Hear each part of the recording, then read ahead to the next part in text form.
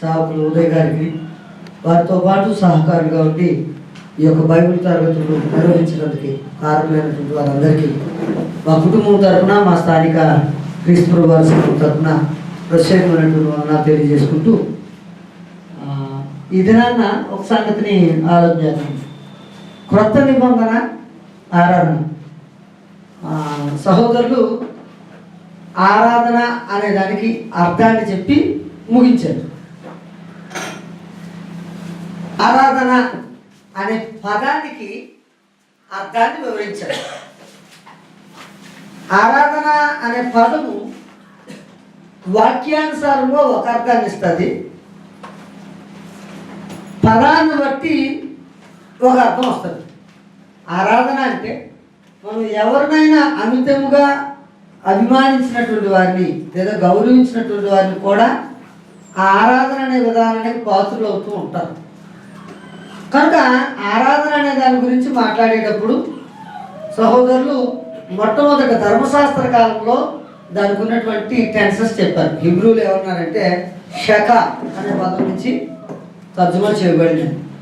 ఆ పదానికి అర్థం ఏమని చెప్పారంటే గత పాఠంలో మ్రొక్కుట, సేవించుట, తల వంచి నమస్కారం చేయటం. దాన్నే ఆ హీబ్రూలోంచి గ్రీకులోనికి తర్జుమా చేసేటప్పుడు, సెప్టోజెంట్లో తర్జుమా చేసేటప్పుడు ఈ పదాన్ని గ్రీకులో 2 పదాలు వాడడం జరిగింది. ప్రోస్కిన్యో అనే పదం ఒకటి, లాట్రియో అనే పదం ఒకటి. ఈ పదాలు వాడేటప్పుడు పదాలు ఎలా వాడేశారంటే గ్రీక్ యొక్క భాషా శైలిని బట్టి సేవా కార్యక్రమాలు జరిగే ప్రతి దిక్కుల కూడా ఈ లాట్రియో అనే పదాన్ని వాడారు. కనుక ఆరాధన అనేదానికి క్రొత్త నిబంధన దగ్గరికి వచ్చేసరికి అర్థం మారినట్టుగా కనిపిస్తుంది. ఎలాగంటే సేవ చేయటం కూడా ఆరాధనే. పదమే పదం అంటే లాట్రియో అనే పదము సేవ కూడా వాడాడు కనుక, అదే పదము ఒక వ్యక్తికి కూడా వాడాడు కనుక ఆ పదాలను తీసుకుని ఏం చేయడం మొదలెట్టారంటే సేవ చేయటం కూడా అంటే ఏంటి, ఉపకారం చేయటం, సత్క్రియలు చేసే, మంచి కార్యక్రమాలు చేసే విషయాలు ఏవైతే ఉన్నావో అవి చేయటం కూడా ఆరాధనే అనే భావాన్ని వ్యక్తీకరించడం జరిగింది. కనుక లేఖనాన్ని చదువుతున్నటువంటి సమాజము ఆ పదాల తాలూకు అర్థాలు తీసుకొని ఇది కూడా వర్షిప్పేనండి అనే వాదన వచ్చింది. కనుక ఆరాధన అనేది, క్రొత్త నిబంధన ఆరాధన అనేది ఖచ్చితంగా తెలుసుకోవాల్సినటువంటి అవసరత ఏర్పడింది. ఆ పొరపాటును సరిచేసుకోవాల్సినటువంటి అవసరత ఏర్పడింది. కనుక ఆ విషయాల్లో ఆలోచన చేద్దాం. పదానికి అర్థం సహోదరులు తెలియజేశారు, ఇంకా పదానికి అర్థం మనం తెలియజేసుకోవాల్సినటువంటి అవసరత లేదు. కానీ ఆరాధన అనగా దాని భావం మనం ఒక మాటని, ఆయన చెప్పిన మాటను ఒక మాటని జ్ఞాపకం చేసుకుంటూ కొనసాగించుకుందాం. ఆయన ఫైనల్గా చెప్పినటువంటి మాట ఏంటంటే తెలుగులో ఆరాధన అంటే అర్థం ఏమని చెప్పారు చెప్పండి.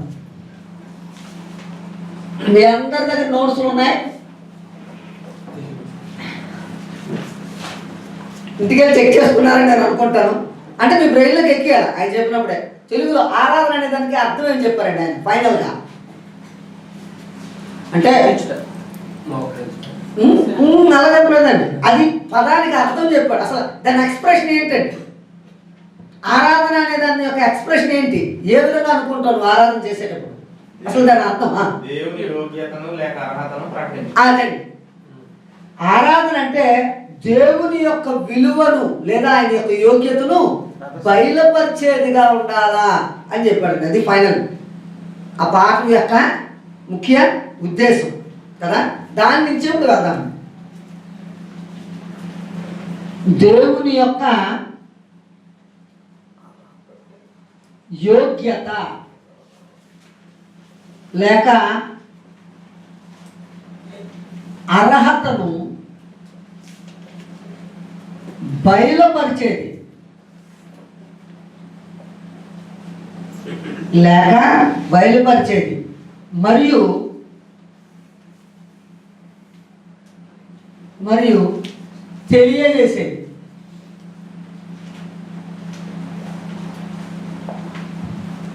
నీ ఆరాధన ద్వారా ఆయనకున్నటువంటి సర్వశక్తి లేదా ఆయనకున్నటువంటి దేవత్వం ఏం చేయబడుతుంది? బయలుపరచబడుతుంది, గౌరవించబడుతుంది, ఘనపరచబడుతుంది. అలా ఘనపరచబడేది లేదా అలా బయలుపరచబడేదాన్ని ఏమన్నారంటే ఆరాధన అన్నారు. ఈ ఆరాధన అనగా దాని భావం 2 భావాల్లో ఉంటుందండి. ఎప్పుడు కూడా బైబిల్లో గ్రీక్ టెర్మినాలజీ వాడేటప్పుడు ఎప్పుడు 2 భావాలు వస్తాయండి. బైబిల్ చెప్పే ఎక్స్ప్రెషన్ వేరు, లిటరల్గా వర్డ్ యొక్క ఎక్స్ప్రెషను వేరు. బాగా గుర్తుపెట్టుకోవాల్సిన సంగతి. సంఘము అని అనుకున్నాం అనుకోండి, ఫర్ ఎగ్జాంపుల్, అది ఎప్పుడు 2 భావాలే. లిటరల్గా ఉన్న వర్డ్ వేరు, దాని ఎక్స్ప్రెషను వేరు. లిటరల్గా ఉన్న వర్డ్కి అర్థం ఏంటంటే బయటకు పిలువబడిన వారు. అది ఎవరైనా కావచ్చు, ఒక గుంపులోంచి ఒక గుంపు వేరైనటువంటి వారు, లేదా కొంతమంది సహోదరుల యొక్క కలయిక. ఆ ఎక్స్ప్రెషన్ సంఘం అనే దానికి వస్తుంది. కానీ ప్రత్యేక భావం ఏంటంటే పరిశుద్ధపరచబడిన వారు, పరిశుద్ధులుగా ఉండుటకు పిలువబడిన వారు. ఎక్స్ప్రెషన్ వేరవుతుంది. ఎప్పుడు గ్రీక్ టెర్మినాలజీ వాడేటప్పుడు లిటరల్ వర్డ్ వేరు, బైబిల్లో చెప్పినటువంటి దాని తాలూకా భావం వేరుగా ఉంటుంది. కనుక ఆరాధన అనే దానికి కూడా 2 భావాలు. మొదటి భావం ఏంటంటే సాధారణ భావం, అంటే పదం తాలూకా అర్థం.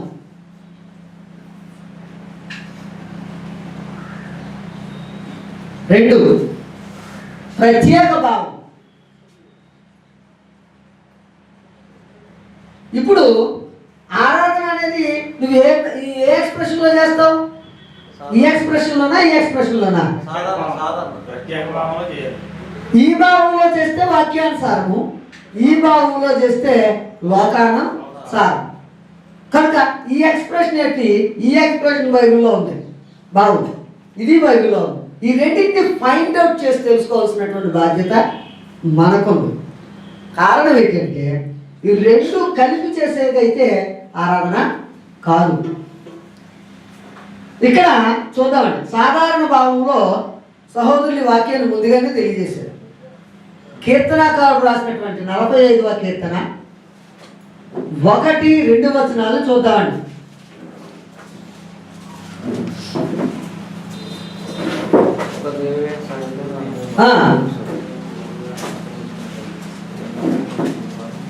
ఏమంటాడంటే ఒక దివ్యమైన సంగతితో నా హృదయము బహుగా ఉప్పొంగుచున్నది.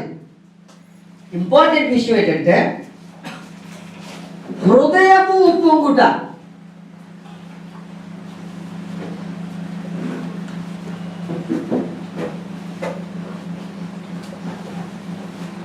సాధారణ భావంలో ఆరాధన మీన్స్ ఏంటంటే హృదయం ఏం చేయబట్టం? ఉప్పొంగుట. హృదయం చాలాసార్లు ఉప్పొంగుతుంది. ఉప్పొంగదా? మనకి అనుకోని సంఘటనలు జరుగుతున్నప్పుడు చాలాసార్లు మన హృదయం ఉప్పొంగుతుంది. కానీ గ్రీక్ టెర్మినాలజీలో అలా ఉప్పొంగే ప్రతి సమయం ఆరాధన అన్నాడు. అంటే అప్పుడు దేవునికి సంబంధించిందా? అక్కడ యేసుక్రీస్తుని గురించి కీర్తనాకారుడు రాస్తాడు. ఎవరి గురించి ఆయన హృదయం ఉప్పొంగుతుందట చూద్దాం. నేను రాజును గూర్చి రచించిన దానిని పలికెదను, నా నాలుగు త్వరగా వ్రాయమని వ్రాయువాని కలము వలె ఉన్నది. ఎలా ఆయన హృదయం ఎలా ఉందట? త్వరగా రాసేవాడు తన కలం ఎంత స్పీడ్గా పరిగెడుతుందో ఇతడు హృదయము ఆ రాజును గూర్చి అంత స్పీడ్గా పరిగెడుతుందట. అంటే ఉప్పొంగడం దేనికి? నరుడు కంటే నీవు అతి సుందరుడు అయి ఉన్నావు, నీ పెదవుల మీద దయారసము పోయబడి ఉన్నది, కావున దేవుడు నిత్యము నిన్ను ఆశీర్వదించును. ఆ ఉప్పొంగడాన్ని సాధారణ భావంలో ఎక్స్ప్రెషన్ ఏంటంటే ఆరాధన అనే ఎక్స్ప్రెషన్ వస్తుంది. ఆ హృదయం ఉప్పొంగడం. కానీ ప్రత్యేక భావం హృదయం ఎలా ఉప్పొంగాల అనే విషయాన్ని చూద్దాం. యోహాను సువార్త 4వ అధ్యాయము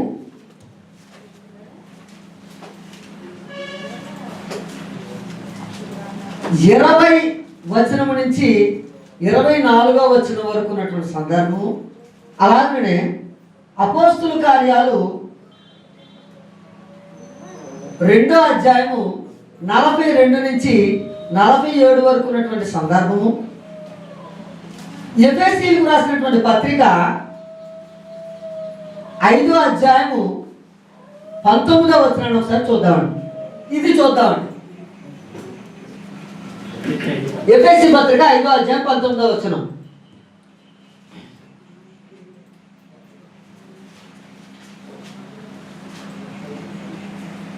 మీ హృదయములో ప్రభువును గూర్చి పాడుచు కీర్తించుచు. హృదయము దేంతో ఉప్పొంగాలి అంటే ప్రభువును గూర్చి ఉప్పొంగాలి. అది ఆరాధన. ప్రత్యేక భావంలో అర్థం ఏంటి? హృదయము ప్రభువును గూర్చి ఉప్పొంగాలి.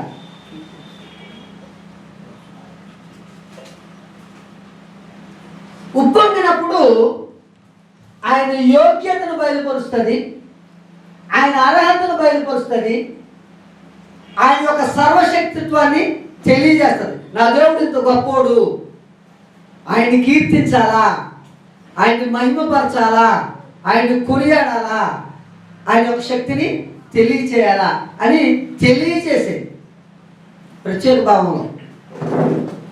ఆ తెలియజేసే కార్యక్రమానికి దేవుడు ఏం చేశాడు అంటే ఒక నియమం. ఈ ఆరాధనకి ఏం చేశాడు? ఒక నియమం, ఒక నిబద్ధత ఏర్పాటు చేశాడు. అవన్నీ మనం ముందుకి చూసుకొని వెళదాం. కనుక సాధారణ భావం హృదయం ఉప్పొంగుట, ప్రత్యేక భావం హృదయము ప్రభువును గురించి ఉప్పొంగుట. లిటరల్గా వర్డ్ ఏంటంటే ఎప్పుడైనా హృదయం ఉప్పొంగుతుంది. మీకు ఆ ఎక్స్ప్రెషన్ బాగా అర్థమైనట్టు చెప్తానండి. అంటే అలా ఈ విషయంలో ఒక సంగతిని మనం జ్ఞాపకం చేసుకుందాం. ఆరాధన అంటే ఏ విషయాలు చూద్దామండి. ఈ నిర్వచనం చూసాం ఆరాధన అనే దానికి. అసలు ఆరాధన అంటే ఏంటో చూద్దాం.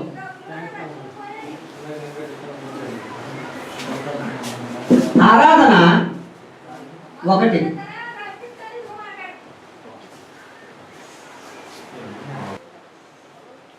అనేది మనము దేవుని కొరకు చేసే ప్రతి కార్యము ఆరాధన కాదు.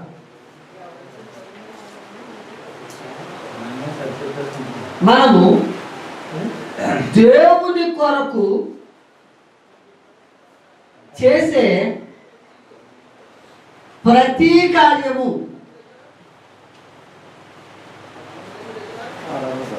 ఆరాధన కాదు. ఇది బాగా గుర్తుపెట్టుకోవాలి.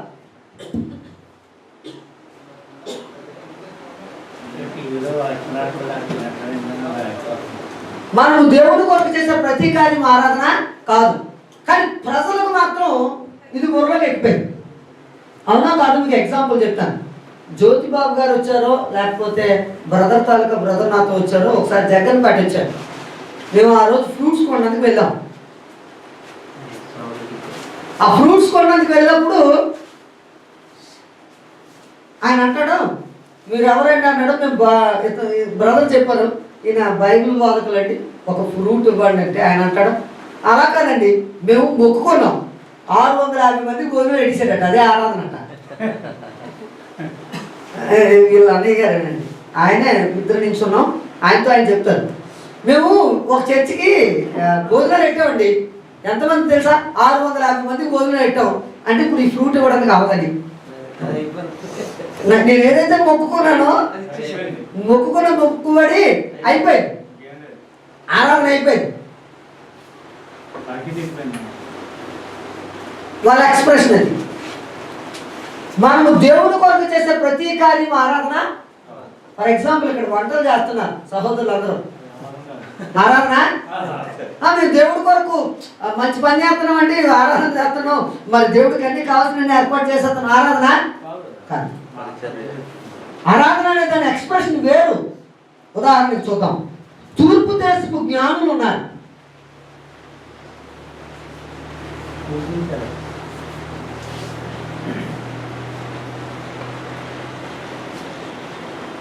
వారు చేసింది ఆరాధన కాదు.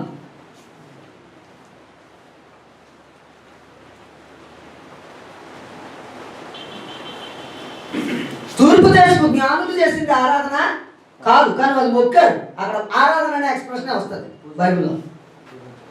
మత్తయి సువార్త 2వ అధ్యాయము 2 నుంచి 8 వచనాల్లో వారు ఏం చేశారంటే ఆయనని పూజించిరి, మురొక్కిరి అని వస్తుంది. అంటే వారు వచ్చి పూజించటం, వారు వచ్చి మొక్కటం ఏదైతే ఉందో అది ఆరాధన కాదండి. ఒకవేళ మొక్కితే ఎలా మొక్కారు? సాంబ్రాణి, గోధుము, బంగారము ఇచ్చేసారు అంతే. అది ఏ ఆచారం? కొన్ని ధర్మశాస్త్రంలో బంగారం, సాంబ్రాణి, గోధుమ ఇవ్వడం ఆచారమా? కాదు. వారి యొక్క దేశ విధానం, అది గౌరవం. గౌరవం. చాలా మందికి పెద్ద పెద్ద వాళ్ళకి పుట్టినరోజులు అవుతూ ఉంటాయి. అప్పుడు మనం వెళ్ళి బొకేస్ ఇస్తాం, ఫ్రూట్స్ ఇస్తాం, స్వీట్స్ ఇస్తాం, గ్రీటింగ్ కార్డ్ ఇస్తాం, అవునా? గౌరవిస్తాం. అలా ఇచ్చే ప్రతిదీ ఆరాధన. ఈ ఎక్స్ప్రెషన్ బాగా అర్థం అవ్వాలి. కానీ పదం మాత్రం అక్కడ వాడినటువంటి పదం వర్షిప్ అనే వాడాడు. లాటిన్ అనే పదమే తర్జుమా చేశాడు. కనుక ఆ పదం అక్కడ తర్జుమా చేయబడింది కనుక వారు వాడింది ఆరాధన అనే ఎక్స్ప్రెషన్ ఏదైతే ఉందో అలాంటి బోధ రైట్ కాదు. ఈ విషయాన్ని బాగా జ్ఞాపకం చేసుకో. చూడండి అక్కడ 2వ అధ్యాయము 11వ వచనం. వారు నక్షత్రము చూచి అత్యానందభరితులై ఇంటిలోనికి వచ్చి తల్లి అయిన మరియను ఆ శిశువును చూచి సాగిలపడి ఆయనను పూజించి అన్న. అక్కడ ఆరాధన జరిగినట్టుగా ఇంగ్లీష్ వెర్షన్ చెప్తుంది, వర్షిప్ అనే చెప్తుంది. కానీ వర్షిప్ అంటే అది కాదు. ఈ విషయాన్ని బాగా గుర్తుపెట్టుకోవాలి. అదే చెప్తున్నానండి, క్లియర్గా అక్కడ అలాగే ఉంటుంది. ఆ పదం కూడా ఇగో ప్రోస్టోనియో అనే పదం వాడేది, ప్రోస్టోనియో అనే పదమే వాడాడు. అది ఏ ఎక్స్ప్రెషను?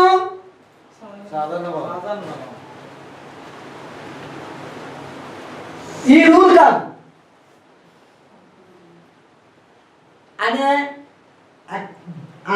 విధానం మనకు బాగా అర్థం అవ్వాలి.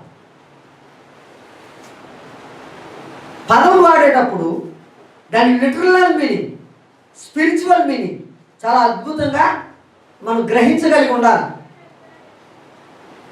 అందుకే మనకు ఒక పదం బాగా విషయం, బ్యాప్టైజో అనే పదం ఉంది. బ్యాప్టైజో అనే పదం గ్రీక్ వర్డ్. అది అసలు ఇంగ్లీష్లో కూడా దాని పదం లేదు. దానికి అందుకే బాప్టిజం అనేసారు అంతే. బాప్టిజం అనేసారు పదం. అది ఒరిజినల్గా గ్రీక్ వర్డ్. దానికి అర్థం ఏంటంటే ముంచుట. అది ఎవరైనా కావచ్చు. ఫర్ ఎగ్జాంపుల్ ఒక గ్రీకోడు ఉంటాడు, ఒక గ్రీకు ఆ ఏరియాలో. వాడు వెళ్ళి గబుకు నీటిలో పడిపోయాడు, మునిగిపోతున్నాడు. ఈ రోడ్డు మీద గట్టిపోతున్నాడు అంటాడు, బప్టైజో బప్టైజో బప్టైజో అంటాడు. అంటే మునిగిపోతున్నాడు అంటాడు. అంటే అది బాప్తిసం తీసుకున్నాడు అని అర్థమా? అది మునిగిపోతున్నాడు అని అర్థం. సాధారణ ఎక్స్ప్రెషన్, పదం తనకు అర్థం. అది దాని లిటరల్ వర్డ్. కానీ దాని స్పిరిచువల్ మీనింగ్ ఏంటంటే సమాధి చేయుట. నీటిలో వ్యక్తిని సమాధి చేయుట, పాతి పెట్టబడుట. కనుక బాప్తిజము అనే పదం మనం ఎలా తీసుకుంటాం అంటే ఆ ప్రత్యేక భావంలోనే తీసుకోవాలి. అలాగే ఈ ఆరాధన అనేది కూడా ఆ ప్రత్యేక భావంలోనే తీసుకోవాలి. కానీ లిటరల్ వర్డ్ ఇక్కడ తూర్పు దేశపు జ్ఞానులు ఆరాధించిరి అని ఉంది. కానీ ఒరిజినల్గా వారు ఆరాధించారా? కొత్త నిబంధన ఆరాధన ప్రకారంగా వారు ఆరాధన చేయలేదు. కనుక వారు సాంప్రదాయం తీసుకొచ్చారండి, అది తీసుకొచ్చారండి. అదే రేపు మాకు డిసెంబర్ 8వ తారీఖు పెద్ద పని అయిపోయింది. కొండగుడి పండుగ ఎగిసారు ఈ మాటలు బట్టి ఆరాధించడానికి. అట విశాఖపట్నం జిల్లా దగ్గర ఆ రోజు ఇసుకేస్తే ఇసుక రావద్దట. అప్పుడే నిన్నటి నుంచి మాకు అందరూ చెప్పేసి బ్రదర్ కొండగుడి పండుగ నాకు ఇప్పుడు వచ్చి తెలియలేదు. కొండగుడి పండుగ ఏంటంటే అప్పుడు నేను అక్కడ ఉన్న వాళ్ళు వెళ్ళి అడిగితే మరియమ్మకు పూజ చేయడం అంట. కనుక ఆ బైబిల్ ఆధారం చేసినప్పుడు అది ఆత్మీయానుసారమా లేదా లిటరల్ వర్డా అనే సంగతిని జ్ఞాపకం చేసుకోవాలి. తూర్పు దేశపు జ్ఞానులు చేసిన ఆరాధన కాదు, బాగా గుర్తుపెట్టాలి. రెండో విషయం, అబ్రహాము ఎండవేళ వచ్చినట్టు ఆ ముగ్గురు వ్యక్తులకి ఆతిథ్యం చేశాడు. కానీ ఇంగ్లీష్లో ఏముంటుంది అక్కడ? వర్షిప్ అనే ఉంటుంది. కావాలంటే ఒకసారి చూద్దాం. ఆదికాండము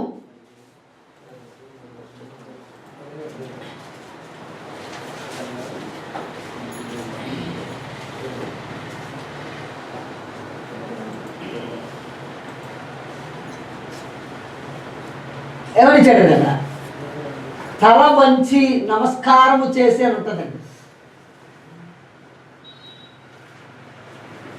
అక్కడ కాకపోయినా 22వ అధ్యాయం 5వ వచనంలో సరే క్లియర్గా ఇచ్చేసాడు. శాఖ శాఖ అంటే అర్థం ఏంటండి? తల వంచి లేక నమస్కారం చేయుట, ఆరాధించుటే కదండి అర్థం. ఆరాధించాడా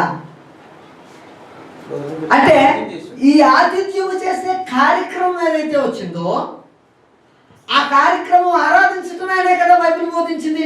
కనుక సత్క్రియలు చేసే కార్యక్రమాలు ఏవైతే వస్తాయో అవన్నీ దేవుణ్ణి ఆరాధించటమే అనే గుంపు బైబిల్లో తయారైంది.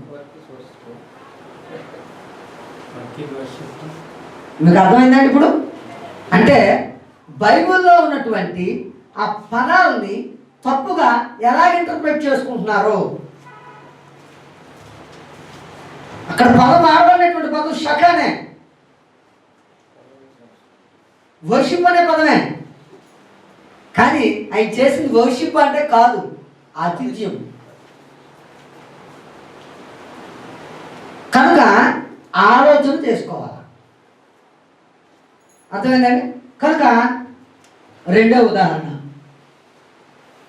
అబ్రహాము ఎండవేళ ముగ్గురు వ్యక్తులకు ఆతిథ్యము చేయుట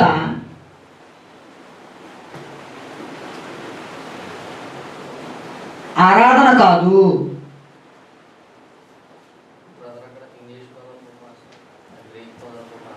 గ్రీక్ పదాలు కూడా ఓకే ఓకే. స్పెల్లింగ్ చెప్పండి. ఇక్కడ స్పెల్లింగ్ చెప్పండి. నేను రాత్రి ఇందులో చూసుకోవాల్సి వస్తుంది. SHACHAH అంటేనా?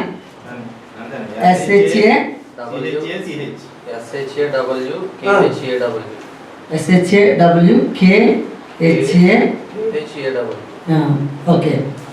ఇక్కడ ఇక్కడ ఆదికాండము రెఫరెన్స్ కూడా రాసేసుకోండి. 18 ఇక్కడ ఎందుకంటే ఇది చాలా ఇంపార్టెంట్. ఆ బ్రదర్ అక్కడ వదిలేసినవే నేను చెప్తున్నానండి. నేను కొత్త పాఠం ఏం చెప్పట్లేదు, ఆ పాఠమే కంటిన్యూ చేస్తున్నానండి. నేను PRO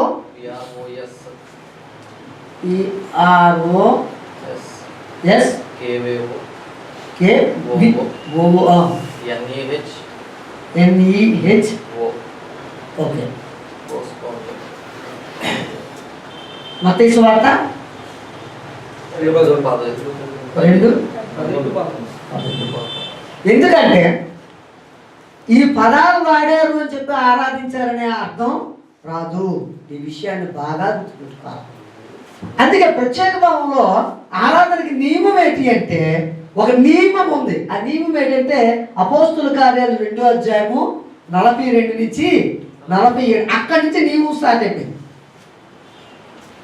వీరు అపోస్తుల బోధయందును, సహవాసమందును, రొట్టె విరుచుట యందును, ప్రార్థన చేయటి యందును ఎడతెగక ఉండేది. అలా ఎడతెగక ఉండడం అనేది అంటే ఎడతెగక అంటే రోజు చేశారని అర్థం కాదు. అక్కడ ఎడతెగక అనే మాటకు ఎక్స్ప్రెషన్ ఏంటంటే, భావం ఏంటంటే మానక, క్రమముగా చేశారని అర్థం. అలాగ చేసినటువంటి వారితో రక్షణ పొందుతున్న వారిని అందరినీ కూడా ఆ క్రమములోనికే చేర్చాడట ప్రభు.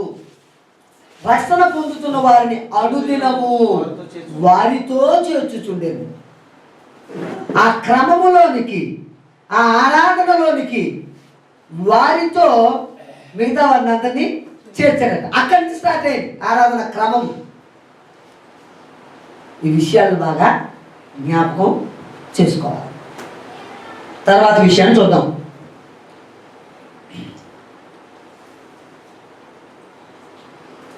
ఇందులో మనము దేవుని కొరకు చేసే ప్రతి కార్యం ఆరాధన కాదు.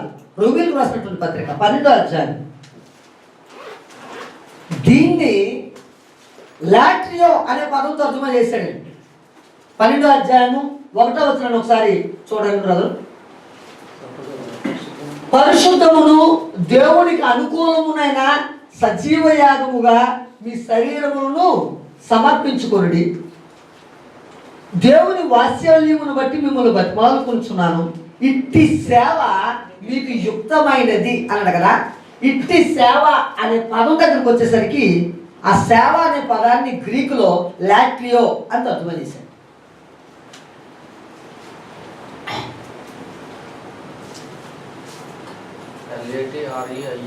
అయ్యే లాట్రియా అనే పదం తర్జుమా చేశాడు. అంటే అలాంటి సేవ దేవుడిని ఆరాధించినట్టేనట. మీ సజీవ యాగముగా మీ హృదయాల్ని సమర్పించుకోవటం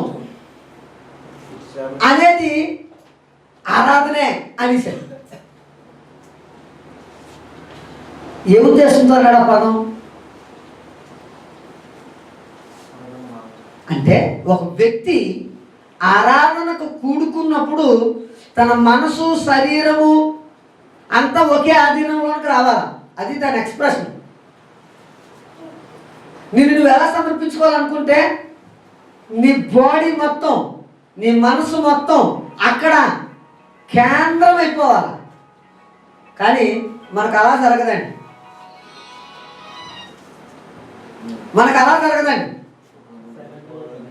మన మనసు ఇక్కడ ఉంటుందండి. మన శరీరం ఇక్కడ నిలబడుతుంది. మన మనసు 10 విధాలుగా ఆలోచన చేస్తూ ఉంటుంది. మీరు గమనించారో లేదో నాకు తెలియదు, కానీ నేను అది అనుభవించానండి. నాకు సరైనటువంటి అవగాహన లేనటువంటి రోజుల్లో నేను ఆరాధనకు వెళ్ళినటువంటి సందర్భాలు వచ్చినప్పుడు, నేను బాప్తిస్మము 1986-87లో తీసుకున్నాను. ఎన్ని సంవత్సరాలు అయి ఉంటుంది ఇప్పటికి? 28 సంవత్సరాలు చేయాలి. అంటే ఇప్పుడు నాకు 48 సంవత్సరాలు, 20 సంవత్సరాల వయసులో తీసుకున్నాను. అవగాహన లేనటువంటి స్థితి. కానీ నేను క్రీస్తు సభ్యునే, అవగాహన లేదు.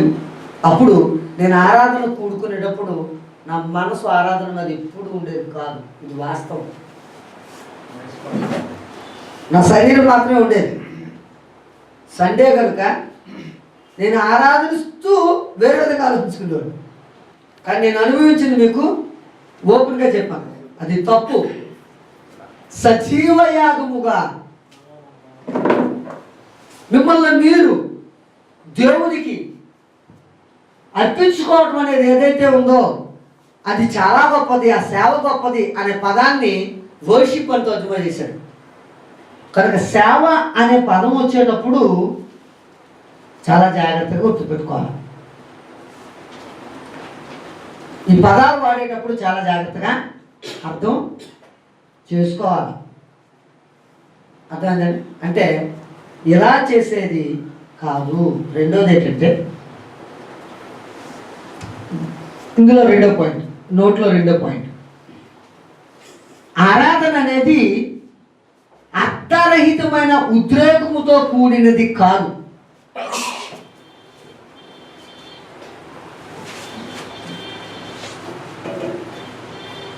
అర్థరహితమైన ఉద్రేకముతో కూడింది కాదు.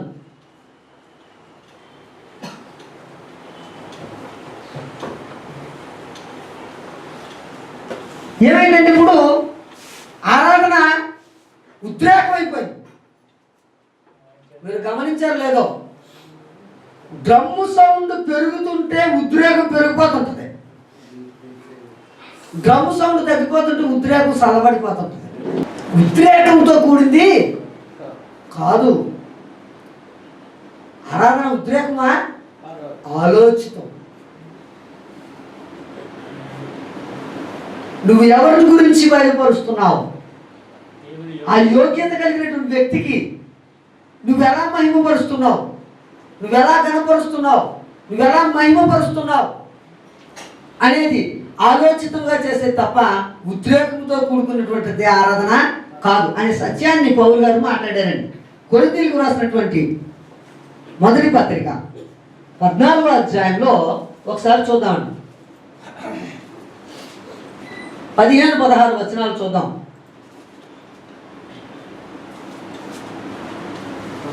చూడండి. కాబట్టి ఆత్మతో ప్రార్థన చేతును, మనస్సుతోనూ ప్రార్థన చేతును అన్నాడు. మనస్సుతో చేతును అన్న దగ్గర ఇంగ్లీష్ తర్జుమాలో ఏమంటాడంటే అండర్స్టాండింగ్ అన్నాడు. ఒక్కసారి చూడండి, ఇంగ్లీష్లో ఏమంటాడంటే అది అండర్స్టాండింగ్.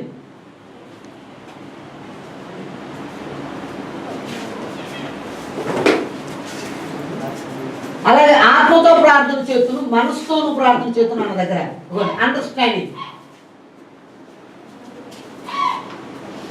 మనసుతో ప్రార్థన చేతును అంటే అర్థం ఏంటి? అర్థము చేసుకొని ప్రార్థన చేస్తాను, అర్థము చేసుకొని స్తోత్రము చేస్తాను. నేను ఎవరికి స్తోత్రము చేస్తున్నానో, నేను ఎవరిని స్తుతిస్తున్నానో అది నాకు అర్థం అవ్వాలా. ఎలా పడితే అలా చేయడానికి అవకాశము లేదు. ఎందుకంటే ఆయన రోషము గలవాడు కనుక, అంగీకరించేసేవాడు కాదు నువ్వు ఎలా పడితే అలా చేసేయడానికి. కనుక నువ్వు ఎలా చేయాలా? అర్థరహితంగా చేయకూడదు. అక్కడ చెప్పిన మాట అద్భుతంగా చెప్పాడు. ఆత్మతో ప్రార్థన చేతును, మనసుతోనూ ప్రార్థన చేతును. ఆత్మతో పాడుదును, మనసుతోనూ పాడుదును.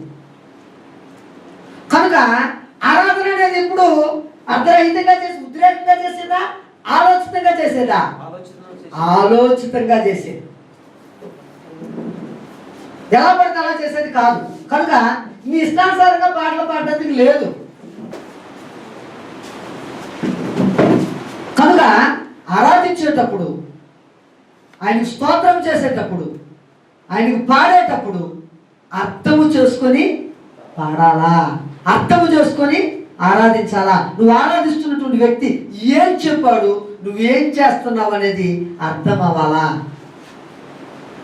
అర్థమైందండి? రైట్. మొదటి కొరింథీ పత్రిక 14వ అధ్యాయం 15-16 వచనం. ఆరాధన అనేది అర్థరహితమైన ఉద్రేకంతో కూడినది కాదు. తర్వాత ఆరాధన అనేది ఏ క్రమము లేకుండా జరిగేది కాదు.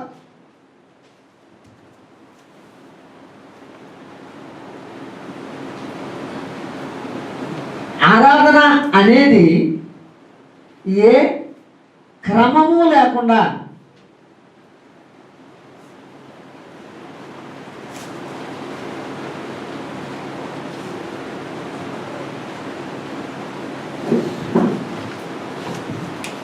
దానికి ఒక క్రమం ఉంది, ఒక నియమం ఉంది, ఒక నిబద్ధత ఉంది. ధర్మశాస్త్ర కాలంలోనే కావచ్చు, క్రొత్త ధర్మశాస్త్రంలోనే కావచ్చు. నియమము నిబద్ధత లేకుండా ఆరాధన జరిగేది ఆరాధన కాదు. ఉదాహరణకి నిర్గమాకాండము 20వ అధ్యాయము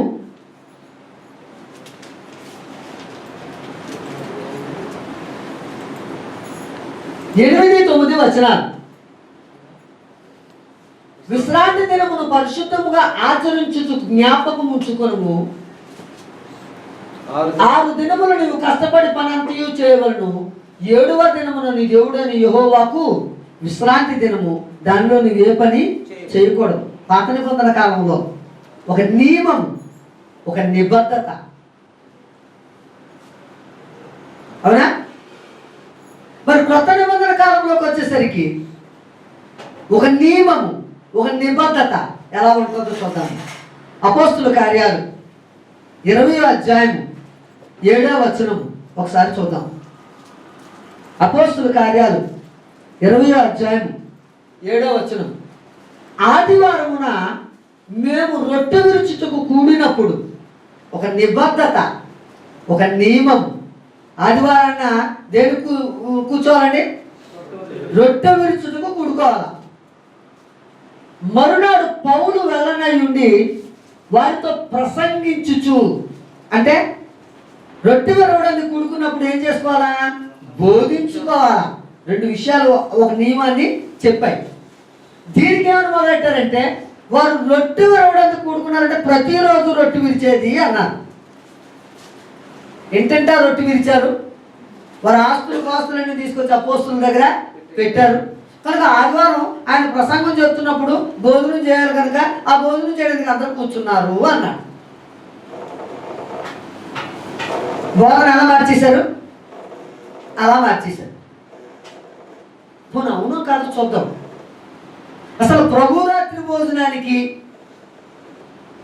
డైలీగా తినే ఆహారానికి ఉన్నటువంటి వ్యత్యాసాన్ని చూద్దాం. మొదటి కొరింథీయులకు రాసినటువంటి పత్రిక 11వ అధ్యాయము 20వ వచనం నుంచి చూద్దామండి.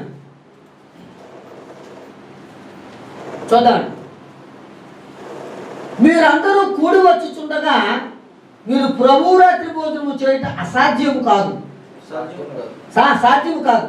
అనగా మీరు ఆ భోజనము చేయనప్పుడు ఒకరికంటే ఒకడు ముందుగా తన మట్టుకు తాను భోజనము చేయుచున్నాడు. ఇందువలన ఒకడు ఆకలి కొనుడు, మరి ఒకడు మొత్తుడవు. అక్కడ జరుగుతున్నటువంటి తప్పు ఏంటంటే, ప్రభువు భోజనం అంటే ఏమర్థమైందంటే, సంఘం స్థాపించి పౌలు గారు వెళ్ళిపోయిన తర్వాత భోజనం అంటే మనకు అర్థమైంది. వరుస పెట్టిన రొట్టెలు చేసుకుంటేమో మనకు తెలియదు. ఇంత గంగాలతో ద్రాక్షారసం పెట్టుకుని ఒకడు గవ్వలతో బలంగా ఉన్నాడు వచ్చి, దానికి ఒక నియమం లేకుండా, నిబద్ధత లేకుండా వచ్చి 4 రొట్టెలు తీసుకొని తినేసి ఇంత ద్రాక్షారసం తాగేసి కూడా అలా మొత్తుడైపోయాడేమో మనకు తెలియదు. కానీ ఒకరికంటే ఒకటి ముందుగా తినేసి కూడట, ఆ ద్రాక్షారసం తాగి మొత్తుడవుతుండే మొత్తుడయ్యేటంతగా తాగేసి కూడట, తినేసి తాగేసి కూడా. వాక్యాన్ని అలా ఇంటర్ప్రిట్ చేసుకుని అలాగా ఆ చెప్పిన బైబిల్ బాగుని సంఘంలో అలా ప్రవేశపెట్టారు. అందుకే ఖండించుకుంటూ వస్తున్నాడు. యాలే అనగా ఇదేమి అన్నపానములు పుచ్చుకున్నట్టుకు మీకు ఇండ్లు లేవా? వచ్చినది అంటే ఇప్పుడు భోజనాలు ఎక్కడ చేసేవారని అర్థం. సంఘంలోనా? ఇల్లు ఉన్నాయి, మీరు ఇంట్లో భోజనం చేయాలా. కానీ స్థానిక సంఘంలో ప్రభువు భోజనం వేరే విధంగా చేయాలి. కనుక ఇక్కడ ఆదివారమున మేము రొట్టె విరుచుటకు కూడినప్పుడు అంటే భోజనానికి కూర్చోలేదు, భోజనం చేయడానికి వాళ్ళకి ఇల్లు ఉన్నాయి, ఇంటి దగ్గర భోజనం చేసేవారు. దీనికి ఏం తెలియదంటే అపోస్తుల కార్యాలైన పుస్తకాన్ని సరిగా నేర్చుకోలేదు వాళ్ళు.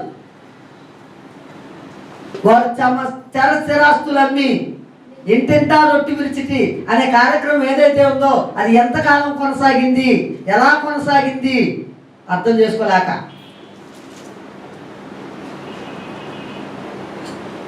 అప్పుడు వారు ఎలా చేసేవారు? ప్రభురాత్రి భోజనానికి ఇంటింటా రొట్టె విరవడానికి సంబంధము లేదు. ఒక నియమం, ఒక నిబద్ధత. ధర్మశాస్త్ర కాలంలోనూ క్రొత్త ధర్మశాస్త్రంలో కూడా దేవుడు ఆరాధనకి ఏం పెట్టాడు? ఒక నియమము, నిబద్ధత. క్రమము లేకుండా జరిగేది కాదు. మరి ఆరాధనకు కూడుకొని క్రమం ఏంటి అని అంటే, ఆదివారమున వారు ఏం చేయాలా? రొట్టె విరుచుకు కూడుకోవాలి. ఇప్పుడు ప్రశ్న వచ్చి పడిపోయింది. 20 అధ్యాయం పడవుతుంది. దీన్ని ఎలా చెప్పడం మొదలెట్టారంటే, ఆదివారమున మేము రొట్టె విరుచుటకు కూడినప్పుడు అని ఉంది. బాగా గుర్తుపెట్టుకోండి. ఏ ఆదివారం? అలాగే అక్కడ తర్జుమా చేయలేదక్క. అద్భుతమైన విషయం ఏంటో తెలుసా? తర్జుమాదారుడు చేసినటువంటి మంచి వాటిని ఏమంటారంటే జమక్కలు అని అంటారు మా వైపు, మరి మీ వైపు ఏమంటారు? ట్రిక్స్ అని అంటారు. మంచి పనులు చేశాడు. 1 కొరింథీ పత్రిక 16వ అధ్యాయంలో కానుకల దగ్గరకు వచ్చేసరికి ప్రతి ఆదివారం తర్జుమా చేశాడు కదా. ఒకసారి ఇది ఇలాగే పట్టుకుని మాకు 1 కొరింథీ పత్రిక చేయండి, 16వ అధ్యాయం 2వ వచనం. నేను వచ్చినప్పుడు చందా పోగు చేయకుండా ప్రతి ఆదివారం మీలో ప్రతి వాడును తను వర్ధిల్లును కొలిచి తన యొక్క కొంత సొమ్ము నిలువ చేయండి అని చెప్పాడు. చందా అన్నాడు. అక్కడ కానుక దగ్గరకు వచ్చేసరికి ప్రతి ఆదివారం అన్నాడు కదండి. మరి ప్రతి ఆదివారం అయినప్పుడు ఇక్కడ కూడా ప్రతి ఆదివారం అని చెప్పాలి కదా. ఇక్కడ ప్రతి ఆదివారం చెప్పలేదు, ఆదివారం అని చెప్పాడు. ఏదో ఒక ఆదివారం చేసేస్తామని అన్నాడు. అసలు ఒరిజినల్ తర్జుమా ఏటో చూద్దాం. ఇంగ్లీష్లో రెండింటికి ఒకే పదం వాడాడు. కేజీవీలో ఏమన్నాడంటే upon the first day of the week అన్నాడు. వారమునకు మొదటి దినమున రొట్టె విరవడానికి కూడుకోవాలా, వారమునకు మొదటి దినమున కానుకలు పోగు చేయడానికి కూడుకోవాలా. రెండింటికి ఒకటే తర్జుమా. కానీ తెలుగు తర్జుమాదారుడు కారణం ఏంటంటే, తెలుగు తర్జుమా కాదు అక్కడ లోపం. ప్రింటింగ్ చేసేటప్పుడు ఎవరెవరు ప్రింట్ చేశారంటే బ్యాప్టిస్టోలు, ఎవరు దీంట్లో కీలకమైన పాత్ర వహించింది లూథరన్స్. వీళ్ళు కలిపి ఒక అండర్స్టాండింగ్ వచ్చి తెలుగు ఈ బైబిల్ని ప్రింట్ చేసుకున్నారు. కనుక వారికి అనుకూలమైనటువంటి కొన్ని సంగతులను ఇచ్చేసారు. అందుకే వాడేమన్నాడంటే రోమన్ క్యాథలిక్ కూడా అలా కాదు, బ్యాప్టైజో అనేది తీసివేసి పెట్టండి, నేను కూడా మీకు సహకరిస్తాను అన్నాడు. దానికి ఒప్పుకోకపోవడం వల్ల వాడు రాలేదు. లేదంటే వాళ్ళు వీళ్ళు వేరే విధంగా చేసుకుంటారు. ఎన్టీలో క్రమం కూడా ఉంది.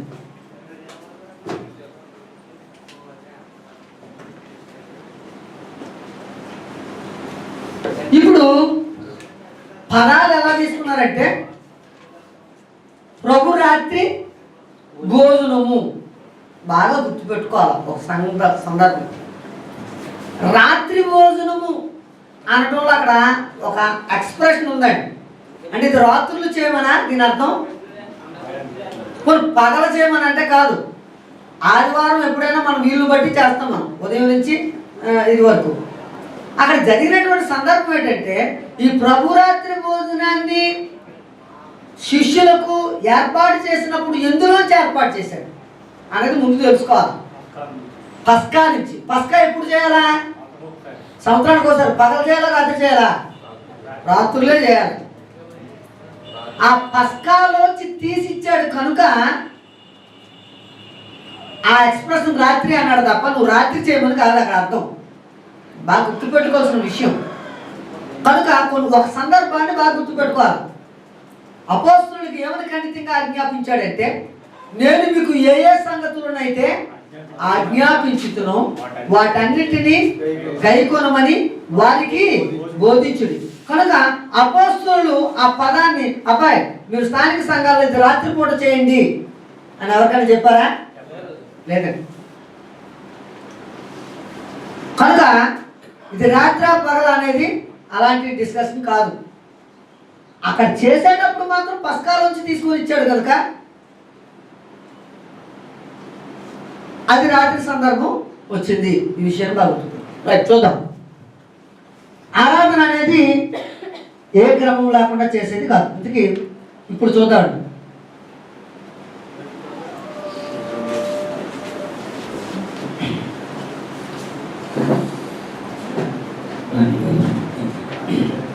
ఇంతకీ ఎవరిని ఆరాధించాలి, ఎందుకు ఆరాధించాలి? ఫస్ట్ ఎలా ఆరాధించాలన్న తర్వాత అసలు ఎవరిని ఆరాధించాలి, ఎందుకు ఆరాధించాలి? దేవుడు ఆ ఆరాధన అనే దాన్ని ఎందుకు కోరుకున్నాడు? అసలు ఆరాధిస్తే జరిగే విషయం ఏంటి?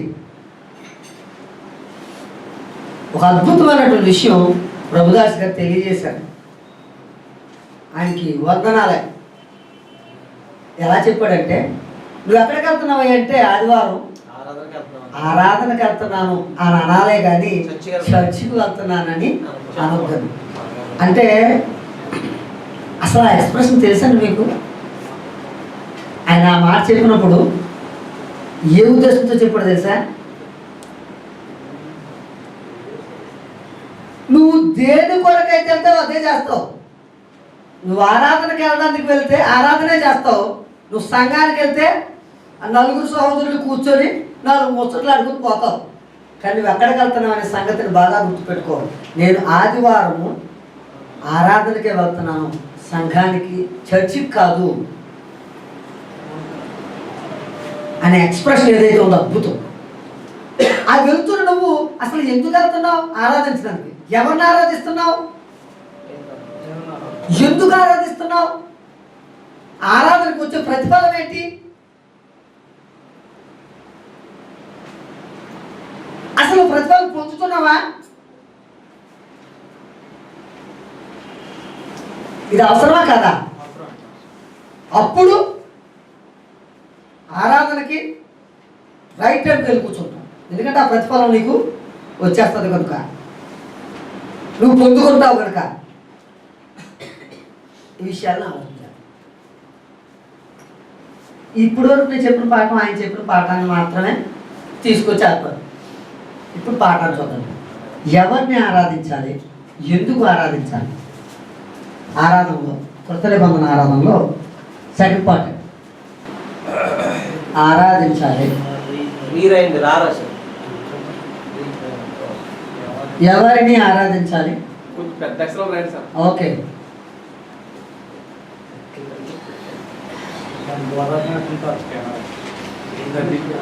ఎందుకు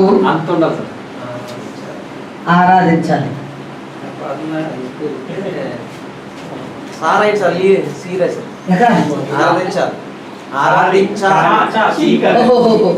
మీరు బాగా తయారయ్యారు.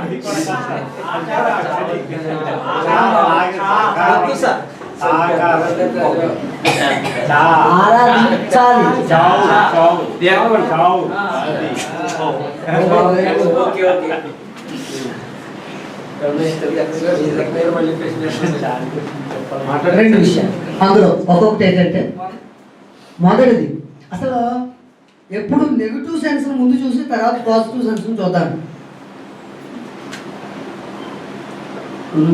మా టీచింగ్ ఎప్పుడు అలాగే ఉంటుంది. ముందు నెగిటివ్ సెన్స్ చెప్తామండి, అప్పుడు పాజిటివ్ సెన్స్ ఈజీగా నేను చెప్పకపోతే అర్థమైపోతుంది. అసలు ఎవరిని ఆరాధించకూడదు ముందు తెలుసుకుందాం.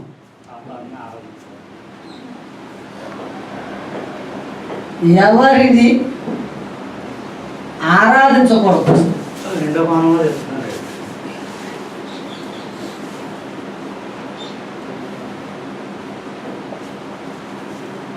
ఇది చూద్దాం. మొట్టమొదట విగ్రహాలను ఆరాధించుకోవడం. అది ఎవరైనా కావచ్చు.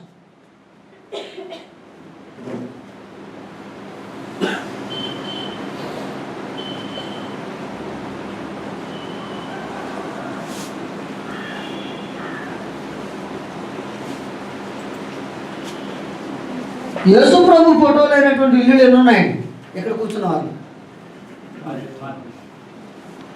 1 2 3 4 5 6 యేసు ప్రభు ఫోటోలు అయిన ఇల్లు అండి. ఫోటోల్లో ఇల్లు ఎత్తుతున్నారండి.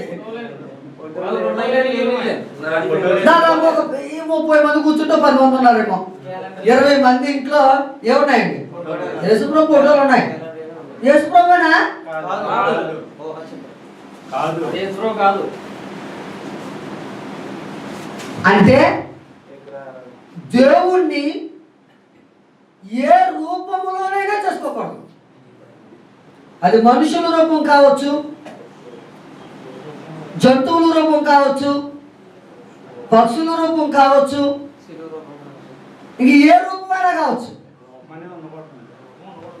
ఆ రూపములో దేవుణ్ణి చిత్రించి ఆరాధించకూడదు. ఇప్పుడు వాస్తవం ఏమైందంటే రూపమే బుర్రలోకి ఎక్కిపోయిందండి. విగ్రహములను చేసుకోకూడదు. అది ఎవరిదైనా సరే. దేవుణ్ణి కూడా విగ్రహంలోనికి మలచకూడదు. ఎక్కడ చెప్పాడు? ఈ తప్పు ఎవరు చేశారంటే ఇశ్రాయేలీయులు చేశారు. మిగతా అందరూ అన్యులందరూ అదే తప్పు చేశారు. అదే విషయాన్ని పౌలు గారు చాలా ఖండితంగా ఖండించాడు. రోమీయులకు రాసినటువంటి పత్రిక 1వ అధ్యాయము 18 నుంచి 22 వచనాల వరకు చదువుకున్నప్పుడు ఆయన క్లియర్గా చెప్పిన మాట ఏంటంటే,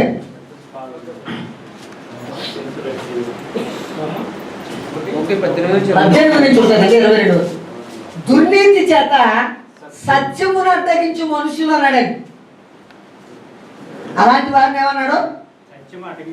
వారి దుర్నీతి చేత అదేనా అడ్డగించేస్తున్నారంటే సత్యం అంటే వాక్యాన్ని అడ్డగిస్తున్నారు. అలాంటి వారు ఏం చేస్తున్నారంటే దేవుణ్ణి దేవుడిగా మహిమపరచలేదు. ఆయన ఎవరు అంటే అదృశ్య లక్షణములు అనగా ఆయన నిత్యశక్తి, దేవత్వం. అలాంటి వ్యక్తిని ఎలా తయారు చేస్తారంటే వీళ్ళు మేడగలండి. అక్షయుడకు దేవుని మహిమను క్షయమగు మనుషుల యొక్కయు, జంతువుల యొక్కయు, పురుగుల యొక్కయు, మొత్తం 4 ఉంటాయి అక్కడ, ప్రతిమా స్వరూపముగా వాళ్ళ తిడుతున్నాం మనం. క్రైస్తవ సమాజం కూడా ఇప్పుడు అదే పని అయిపోయింది. తప్పు చేయట్లేదా? కనుక విగ్రహములను ఆరాధించకూడదు. యెషయా గ్రంథము 44:14 నుంచి 17 వచనాలు చెప్పాడండి పాత నిబంధన కాలంలో.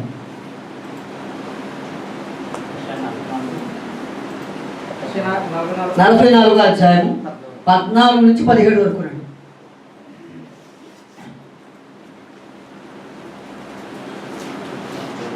గలతీయులకు రాసిన కొత్త నిబంధనలో గలతీయులకు రాసినటువంటి పత్రిక 5వ అధ్యాయం 19 నుంచి 21 వరకు.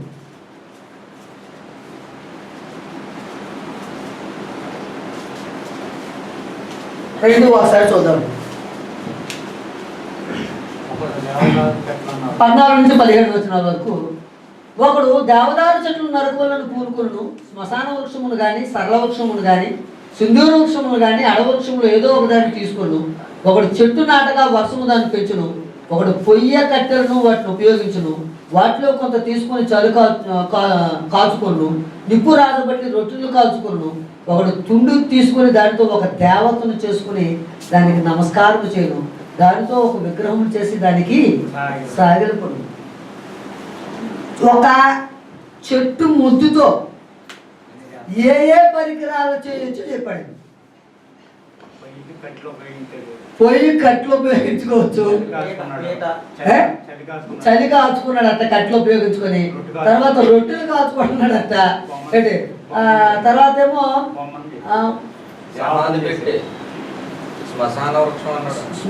అదే శవాలు చేసే శవపేటిక తయారు చేసుకున్నాడు.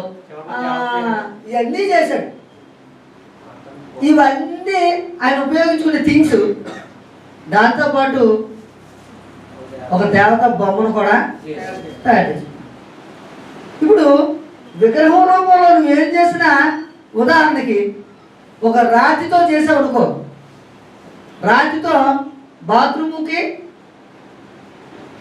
మెట్టేసుకుంటావు, ఇంటికేమో స్లాబ్ వేసుకుంటావు, బట్టలు తొక్కడానికి దిమ్మ వేసుకుంటావు.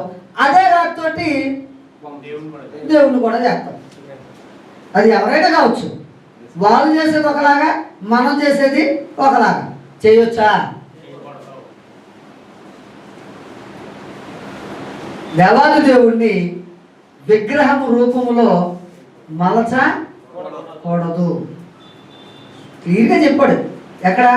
అపోస్తుల కార్యాలు 17వ అధ్యాయము 25వ వచనంలో ఏం చెప్తాడంటే, ఆకాశము భూమి అంత ఉన్నాను నేను, నువ్వు నాకు ఎలాంటి దేవాలయం కడతావరా? అసలు ఈ చేతులతో నేను నిర్మించబడ్డవాడినా? అసలు నేను అలాగా నన్ను నువ్వు ఎలా ఊహించగలుగుతావు? నీ తెలివి తక్కువతనం కాకపోతే అన్నాడు. కనుక విగ్రహాలని చేసుకోకూడదు, వాటికి చేయకూడదు. తర్వాత గలతీ పత్రిక 5వ అధ్యాయం 19 నుంచి 21 వచనం చూద్దామండి.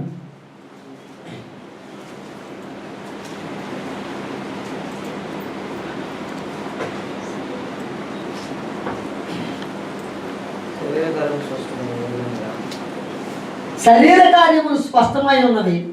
అవేవనగా జారత్వము, అపవిత్రత, కాముకత్వము, విగ్రహారాధన, అభిచారము, ద్వేషము, కలహము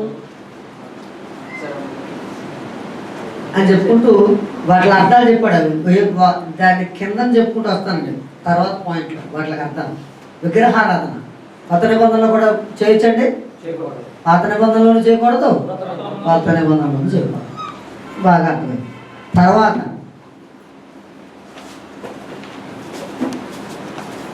విజయాన్ని, ధనాన్ని, అధికారాన్ని, గొప్పతనాన్ని ఆరాధించకూడదు. విజయాన్ని,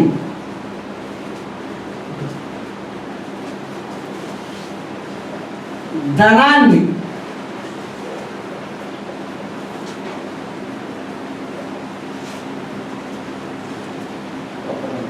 అధికారాన్ని,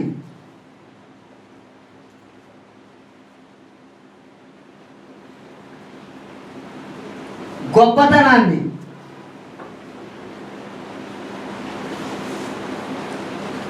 ఆరాధించుకోవడం.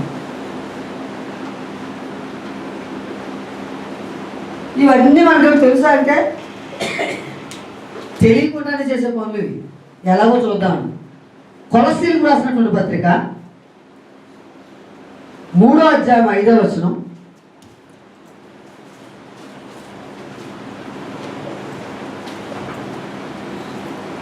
ఒకసారి చూద్దాం. కావున భూమి మీదనున్న మీ అవయవములను అనగా జారత్వమును, అపవిత్రతను, కామాతురతను, దురాశను, విగ్రహారాధన అయినా, అంటే ఇప్పుడు ధనాన్ని సంపాదించాలన్నటువంటి కోరిక దేనితో సమానం అండి?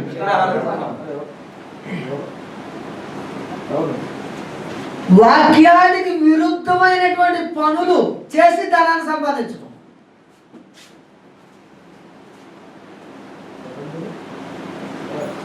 దేని సంపాదించడానికి తప్పు చేస్తున్నాడు వ్యక్తి? ఈరోజు భూమి మీద తప్పు చేస్తున్న ప్రతి వ్యక్తి ధనాన్ని సంపాదించడానికి.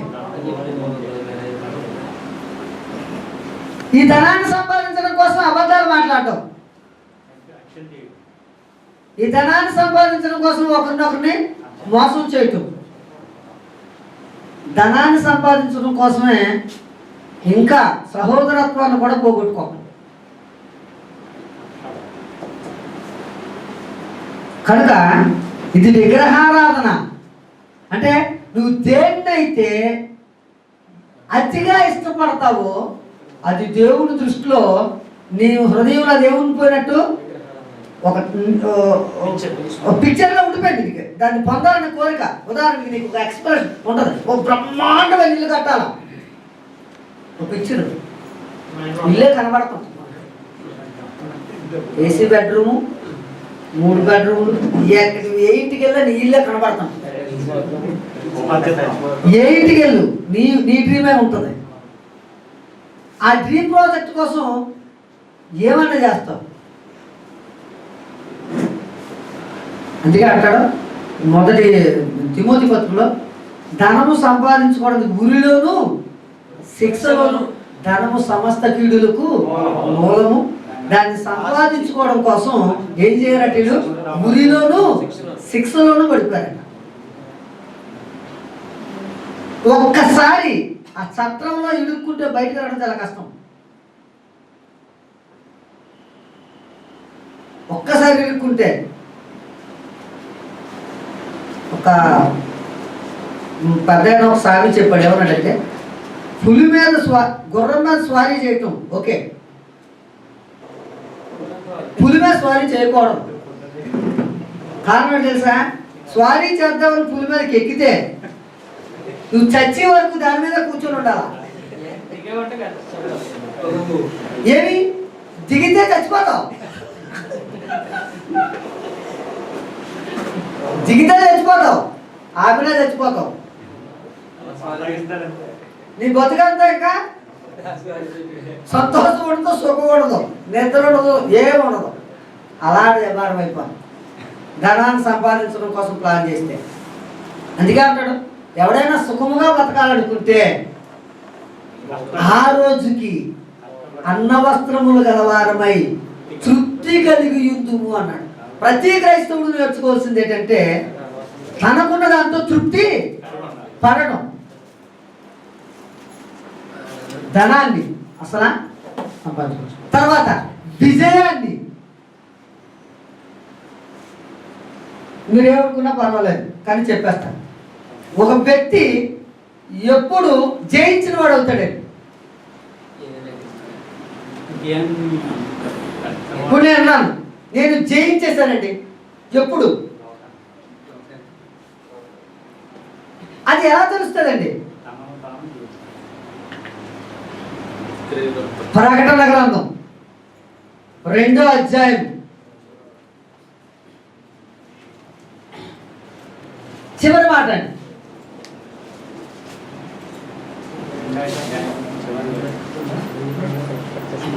ఆత్మగల రైట్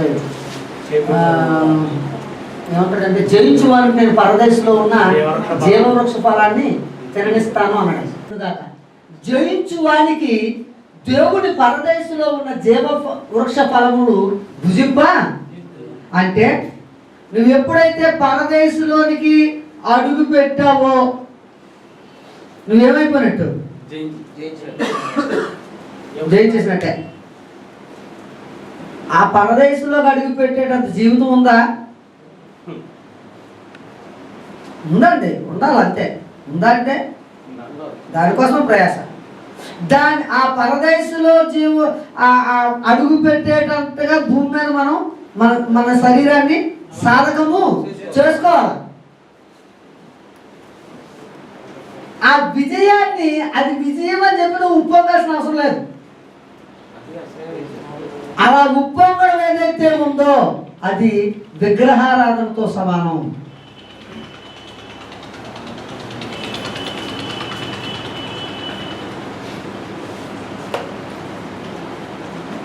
అలా ఆ విజయాన్ని నువ్వు, ప్రతి వ్యక్తి ఒక విజయం వెనకాల ఒక దేశాన్ని జయించేస్తే గర్వంగా ఇదైపోతాడు కదా. విజయాన్ని ఎప్పుడు కూడా వ్యక్తి దాన్ని బట్టి అతడు ఇదవ్వకూడదు. ఇదయ్యాడా అతడు విగ్రహారాధన. ఇప్పుడు చెప్పండి, మన జీవితాల్లో దేని బట్టి మనం గర్విస్తాం, సంతోషిస్తాం, ఆనందిస్తాం? అధికారాన్ని బట్టి, గొప్పతనాన్ని బట్టి, ఇవేం చేసినా తప్పుగా ఆరాధన చేస్తున్నాం. అంటే దాన్ని విజయాన్ని ఆరాధిస్తున్నట్టు, ధనాన్ని ఆరాధిస్తున్నట్టు, అధికారాన్ని ఆరాధిస్తున్నట్టు, గొప్పతనాన్ని ఆరాధిస్తున్నట్టు. పౌలు అద్భుతమైనటువంటి విషయం చెప్పాడు దీని గురించి. ఫిలిప్పీలకు రాసినటువంటి పత్రిక, ఏదేమైతే నాకు లాభకరములో, ఏదేమైతే నాకు గొప్ప, అవన్నీ నాకైతే గొప్ప కాదు, అవి నాకు పెంట అన్నాడంతే. చూడండి, ఏవేవైతే నాకు లాభకరముగా ఉండునో వాటిని క్రీస్తు నిమిత్తము నష్టముగా ఎంచుకుంటుంది. నిశ్చయముగా నా ప్రభు అయిన యేసుక్రీస్తుని గూర్చి అతి శ్రేష్టమైన జ్ఞానము నిమిత్తము సమస్తము నష్టముగా ఎంచుకున్నాను. ఈ విజయం, ఈ ధనము, ఈ అధికారము, ఈ గొప్పతనం నాకంటే మీరేం గొప్పలు కాదు ఆయన చెప్పిన ఎక్స్ప్రెషన్ అది. ఎందుకంటే ఆయన అక్కడ చెప్పుకుంటూ ఏమని వస్తున్నాడంటే, ఒకవేళ మీరు ఎవరైనా ఏదైనా అనుకున్నారా అంతకంటే నేను గొప్పండి. ఒకసారి 4:5 చదవండి. రైట్ 4:5 అలా అవుతుంది.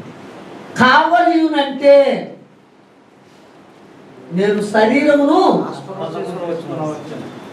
శరీరంలో శరీరీతిగా చెప్పాలంటే నేను చాలా గొప్ప. కారణం ఏంటంటే 2 విషయాలు ఉంటాయండి. మొదట అతను యూదుడు, బెన్యామీను గోత్రంలో పుట్టినటువంటి వాడు. రెండవ గొప్ప ఏంటి తెలుసు, అతడు అన్నిటికంటే గొప్ప భూ సంబంధంగా అతడు రోమా పౌరసత్వం కలిగినటువంటి వాడు. ప్రపంచాన్ని ఏడుతున్నటువంటి రోమన్ సిటిజన్షిప్ అంటే మాటలు కాదు, ఆయనకి సంక్రమించింది తన తండ్రి ద్వారా. నేను శరీరాన్నే ఆస్పదం చేసుకోవాలనుకుంటే, ఈ విజయాన్ని, ఈ ధనాన్ని, ఈ అధికారాన్ని, ఈ గొప్పతనాన్ని చేసుకోవాలనుకుంటే చేసుకోగలను. కానీ అవేవి నన్ను నిత్యత్వానికి తీసుకెళ్ళవు.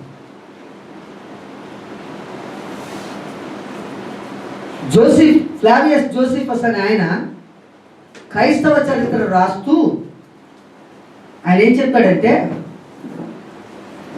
70s ఉన్న వ్యక్తి, అతను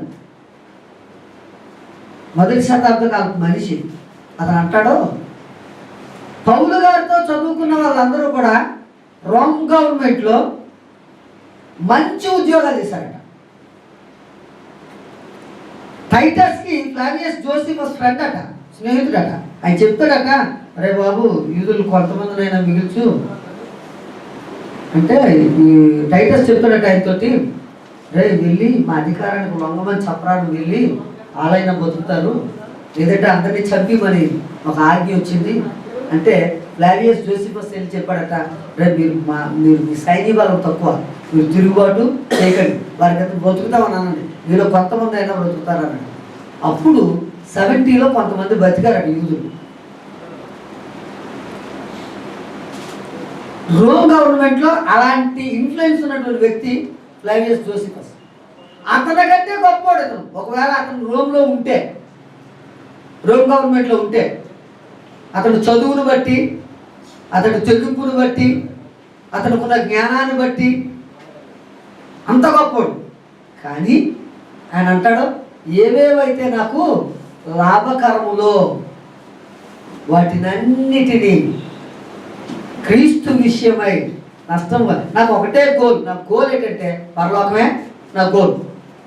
అందుకని ఈ విజయము, ఈ ధనము, ఈ అధికారము, ఈ గొప్పతనము ఏదైతే ఉందో నాకు, ఇవి ఎవరైతే కావాలనుకుంటాడో వాడు వీటిని ఆరాధిస్తున్నట్టు లెక్క. It's a little word. దేన్ని ఆరాధించకూడదు? ఇప్పుడు విజయాన్ని ఆరాధించకూడదు, ధనాన్ని ఆరాధించకూడదు, అధికారాన్ని ఆరాధించకూడదు, గొప్పతనాన్ని కూడా ఆరాధించకూడదు. ఇదే విషయాన్ని ఇంకొక రిఫరెన్స్లో చూద్దామండి. 1 యోహాను పత్రిక 2వ అధ్యాయము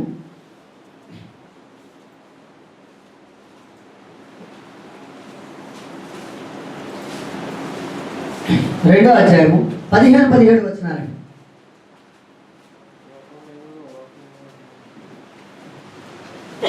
ఒకసారి చూద్దాం. ఈ లోకమునైనను లోకములో ఉన్నవాటైనను ప్రేమింపకుడి. ఎవరైనను లోకమును ప్రేమించిన యెడల తండ్రి ప్రేమ వానిలో ఉండదు. లోకములో ఉన్నదంతయు అనగా శరీరాశయు, నేత్రాశయు, జీవపుడంబమును తండ్రి వలన పుట్టినవి కావు, అవి లోక సంబంధమైనవే అని చెప్పారు. ఇవన్నీ ఎక్కడవి? లోకంలో ఉన్నవి. సో నువ్వు దేన్ని ఆరాధిస్తున్నావు?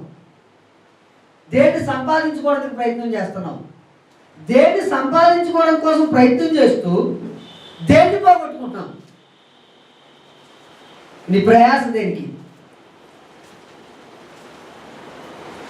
కదా? ఎవరిని ఆరాధించుకోవడం అది నేర్చుకుంటున్నాం.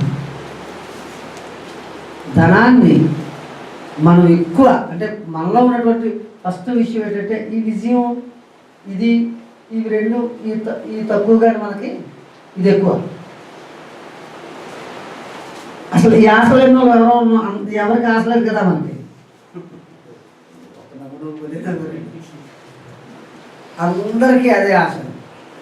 పైపించి దాన్ని సంపాదించుకోవడం కోసం పడుతున్నటువంటి తపన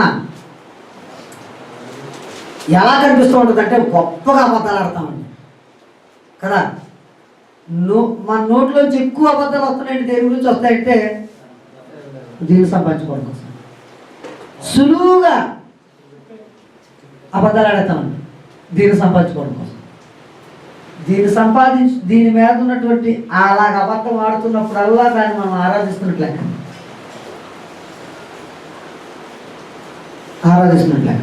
కనుక అలాంటి పని దాన్ని మనం ఆరాధించుకోవాలి. తర్వాత తమను తాము ఆరాధించుకోకూడదండి.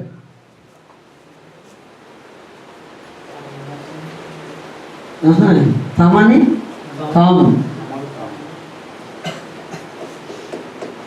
అంటే మనల్ని మనం ఆరాధించుకుంటాం అన్నమాట.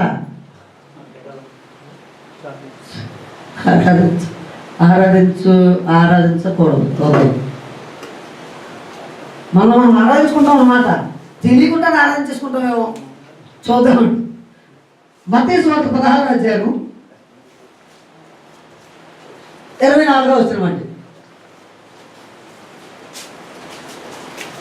24వ వచనం.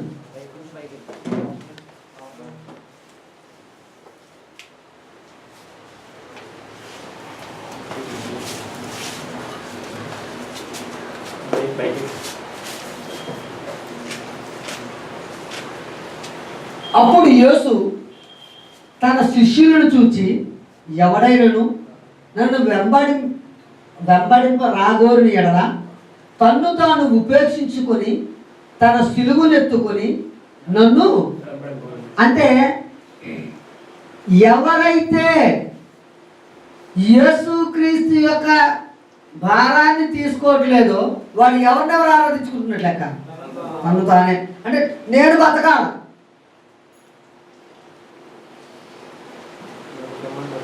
నేను అని ఎప్పుడైతే వస్తుందో నేను అనే పదంలో అక్కడ ఆరాధించుకుంటున్నాడనే సంగతి. నేను అనే పదం ఇప్పుడు మన దగ్గర నుంచి లేదు కదా.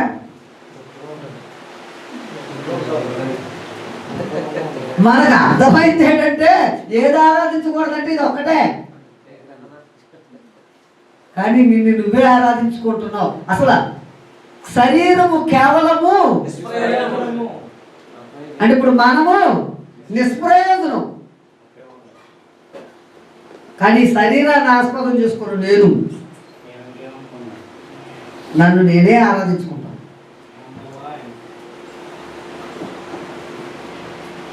తనను తాను ఇప్పుడు ఆరాధించుకోకూడదట. 1 తిమోతి పత్రిక 3వ అధ్యాయం 12వ వచనం.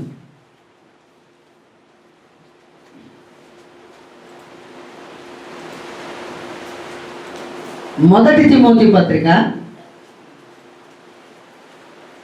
3వ అధ్యాయం 12వ వచనం అండి.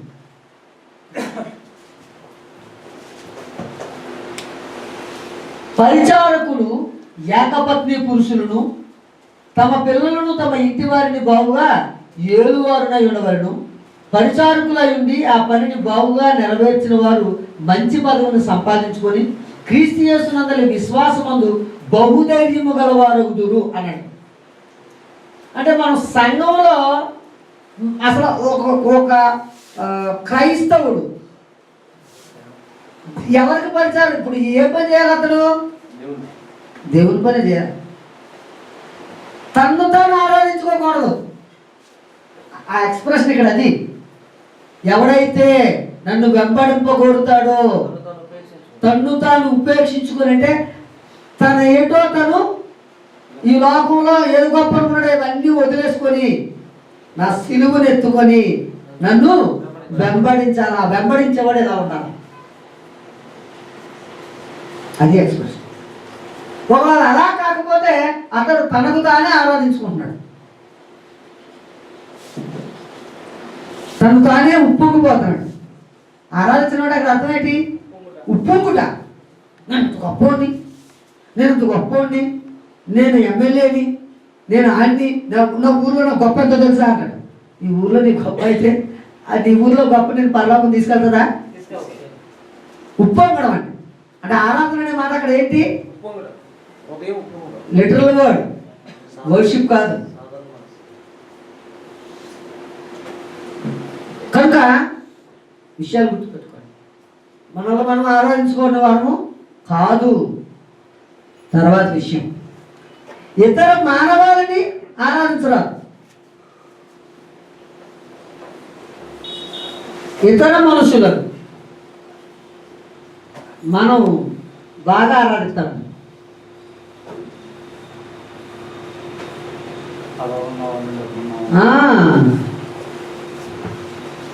ఫ్యాన్స్ అయిపోతాం. ఎవరికి ఎవరు ఫ్యాన్స్ కాదండి. ఫ్యాన్స్ అండి, ఫ్యాన్స్ ఉంటారు కదండి, ఉంటారండి. ఎందుకు ఉంటారండి? క్రీస్తు సంఘాల్లో కూడా ఫ్యాన్స్ ఉన్నారండి, లేరా? బోధకులకు ఫ్యాన్స్లు అయిపోయారండి ఒక్కొక్కరు. వాళ్ళు ఏం చేసినా పర్లేదండి, వాళ్ళు ఏం చెప్పినా పర్లేదు. ఆ ఫ్యాన్స్ ఇష్టం. దాన్ని ఏమంటారంటే, ఫ్యాన్స్ అనే మాటకు ఒక రకంగా చెప్పాలంటే గౌరవం అనేటువంటి ఇష్టం అండి. అభిమానం, ఎంత అభిమానం అంటే అది ఏం చెప్పినా పర్లేదండి, ఈ అభిమానం కొట్టుకుపోద్దండి. ప్రేమ సమస్తాన్ని కప్పునన్నట్టు ఏం చెప్పినా పర్లేదు, తప్పు చెప్పినా పర్లేదు, ఆయన బాధపడకూడదు. ఆయన అడగొచ్చా, ఆయన్ని అడగొచ్చా అంటాడండి.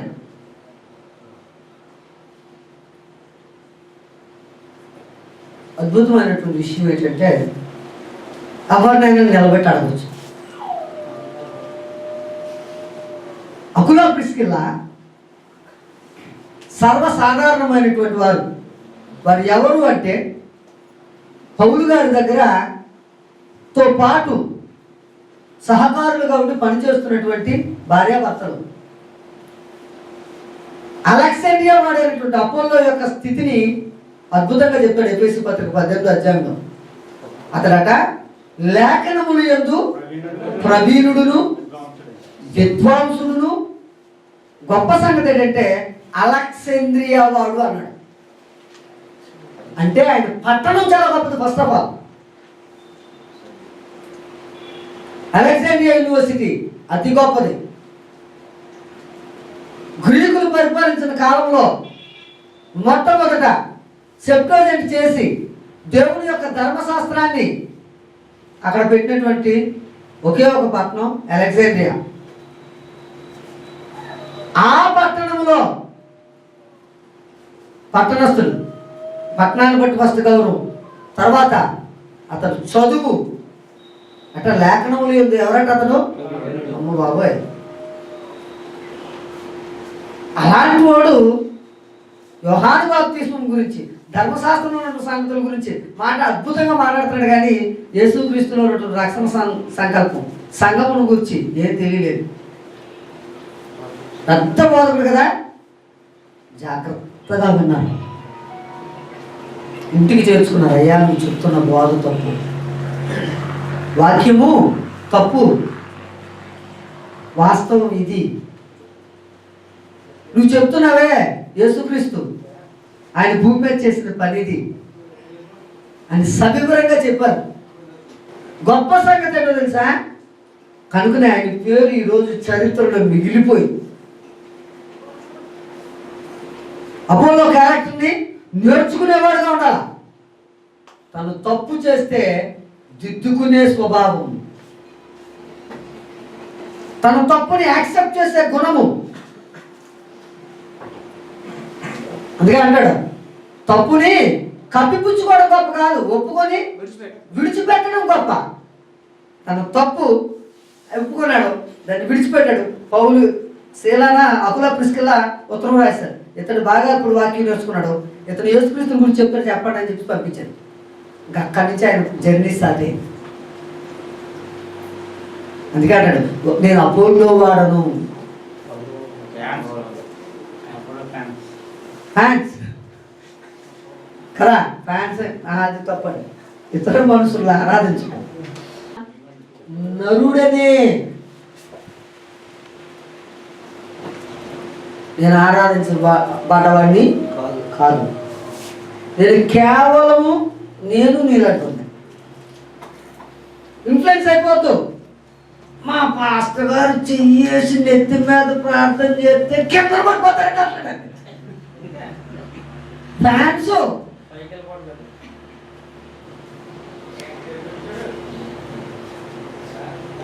కదా పలానా స్వస్థత వరం కలిగినటువంటి బోధకుడు అతను ముందు లైన్లు తీరిపోతున్నారు అందరూ. ఆయనే మహిమ, ఆయనకే మహిమ. దేవుడు మర్చిపోతున్నారండి. మనుషులను ఆరాధించు చేయొచ్చా? పేతురు క్లియర్గా మాట్లాడుతున్నాడండి, నేను నీలాంటి నరుడనే, నన్ను ఆరాధించాల్సిన అవసరం ఉంది. నన్ను ప్రేమించు, అభిమానించు, నీలాగే నన్ను ప్రేమించు. నువ్వు ఎలా ప్రేమించుకుంటావు నన్ను అలాగే ప్రేమించు. అంతే తప్ప నన్ను బట్టి నీ హృదయము పొంగి ఆరాధన చేసే స్థాయి మనుషులను ఎవరిని ఆరాధన చేయకూడదు. మనం ఎవరికి ఫ్యాన్స్ కాదు, మనం దేవుడికే ఫ్యాన్స్ అంతే. ఇది మాత్రం బాగా గుర్తుపెట్టుకోవాలి. తర్వాత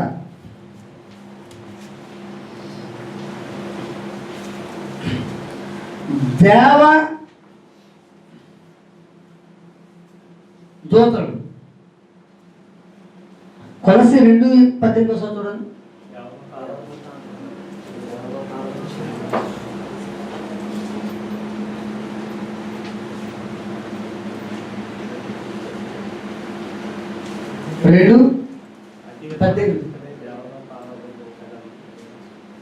దేవదూతలను ఆరాధించుకోవాలి.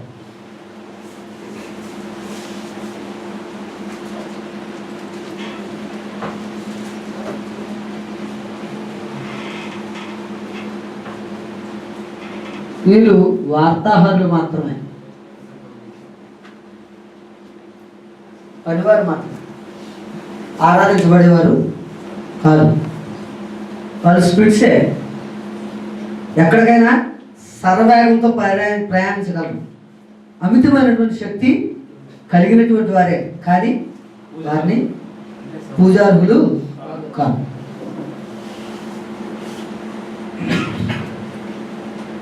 ఇప్పుడు ఎవరెవరిని ఆరాధించకూడదండి? విగ్రహాలను ఆరాధించకూడదు, విజయాన్ని, ధనాన్ని, అధికారాన్ని, గొప్పతనాన్ని ఆరాధించకూడదు, తమను తాము ఆరాధించుకోకూడదు, ఇతర మనుషులను ఆరాధించకూడదు, దేవదూతల్ని ఆరాధించకూడదు. అయితే ఆరాధించవలసిన వాడు వారిని ఆరాధించాలి. అసలు ఆ ఆరాధించవలసినటువంటి వారిని క్షుణ్ణంగా మనం ఎరుగుండాలి. అప్పుడు ఆరాధన అద్భుతంగా మనకు అర్థమవుతుంది. వాళ్ళెవరో నీకు సరిగా తెలియకపోతే ఏమొచ్చేస్తుంది అంటే విభేదం వచ్చేస్తుంది.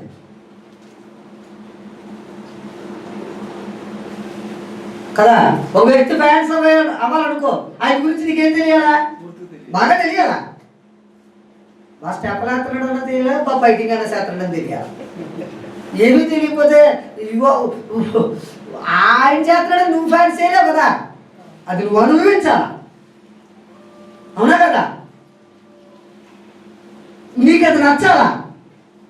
అంటే నువ్వు ఎవరినైతే ఆరాధించాలనుకున్నావో ఆరాధించవలసినటువంటి వ్యక్తి కోసం నీకు నాకు బాగా తెలియాలి. అది ఆయన గురించి నీకు నాకు తెలిస్తే అప్పుడు అతడు ఆరాధనకు యోగ్యుడని నువ్వు గుర్తెరిగి గ్రహించి ఆయన ఆరాధిస్తావు. ఆయన గురించి తెలియకుండా ఆయన ఆరాధించలేవు. ఆరాధన కూడా అంతే. మన దేవాది దేవుడిని గురించి నువ్వు ఎవరిని ఆరాధించాలో, ఆ ఆరాధకుడు ఎవరో, అతను ఎందుకు ఆరాధించాలో నీకు అర్థమైతే ఆరాధన అద్భుతం, ఇంకా ఆరాధన మించిందేమో. రెండో పాయింట్కి వస్తున్నాం. చెరిపి వచ్చండి ఇది 2. ఎవరిని ఆరాధించాలా, ఎవరిని ఆరాధించకూడదు అనుకున్నప్పుడు ఎవరిని ఆరాధించాలా, ఎవరిని ఆరాధించాలి, ఈ పాయింట్ నేర్చుకుంటాం.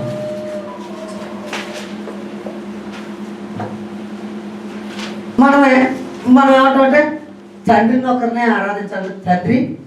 తండ్రినే యేసుక్రీస్తు ప్రభువు కూడా ఆరాధించమన్నారు కనుక మన యోగ్యుడు తండ్రి అని మొదలెట్టాము. అసలు ఇంతకీ ఆ విషయాలన్నీ చూద్దాం. ఎవరిని ఆరాధించాలి,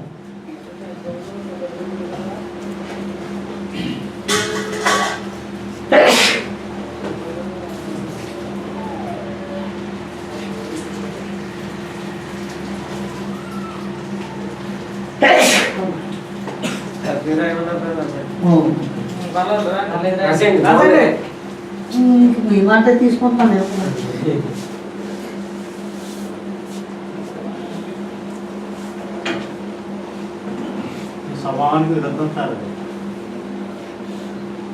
కాదండి, అంటే దేవుడిని ఆరాధించాలి అంతేనా?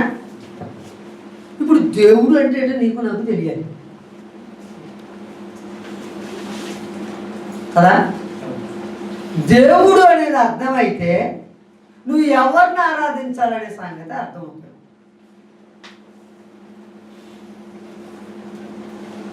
దేవుణ్ణి ఆరాధించాలా, మిగతా వాళ్ళు ఎవరినైనా ఆరాధించాలా? చూద్దాం.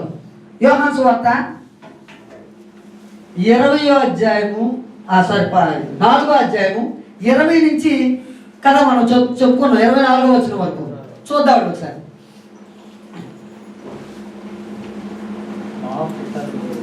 మా పితరులు ఈ పర్వతమందు ఆరాధించరు కానీ ఆరాధించవలసిన స్థలం యెరూషలేములో ఉన్నదని మీరు చెప్పుతారని ఆయనతో అనగా యేసు ఆలోచించట్లేదు. అమ్మా, ఒక కాలం వచ్చున్నది, ఆ కాలం ముందు పర్వతములోనైనా యెరూషలేములో మీరు తండ్రిని ఆరాధింపరు, నా మాట నమ్మము. మీకు తెలియని ఆరాధించేవారు, మేము మాకు తెలిసిందాన్ని ఆరాధించేవారు. రక్షణ యూదుల్లోనే కలుగుతున్నది. అయితే యథార్థముగా ఆరాధించేవారు ఆత్మతోనూ సత్యముతోనూ తండ్రిని ఆరాధించు కాలం వచ్చుచున్నది, అది ఇప్పుడు వచ్చే ఉన్నది. తను ఆరాధించేవారు అట్టువారే కావాలని కోరుచున్నాడు అని మేధవచనాలన్నీ ఎవరిని చూపిస్తున్నాయండి? అంటే పాత నిబంధన కాలంలో ఉన్నటువంటి వారు అందరూ ఎవరిని ఆరాధించుకుంటూ వస్తున్నారండి? తండ్రిని ఆరాధించుకుంటూ వస్తున్నారు. ఇప్పుడు చూద్దాం 24వ వచనం. దేవుడు ఆత్మ కనుక ఆయనను ఆరాధించువారు ఆత్మతోనూ సత్యముతోనూ ఆరాధింపవలెను. ఇప్పుడు ఎవరిని ఆరాధించాలండి? అయితే దేవుణ్ణా, పెక్కులేని ఒక తండ్రినేనా? దేవుణ్ణి. ఇది నీకు నాకు అర్థం అవ్వాల్సింది ఏంటంటే దేవుడు అంటే తెలియాలి.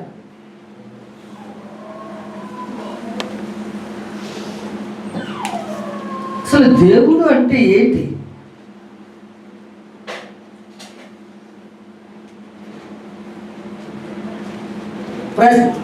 చెప్పండి సార్. ఇప్పుడు ప్రశ్నలు వేసుకుందాం. దేవుడు అంటే ఏంటి? అసలు పదానికి అర్థం చెప్పండి.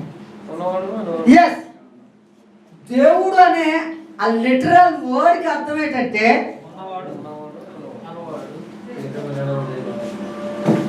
అనువాడు, ఉన్నవాడు.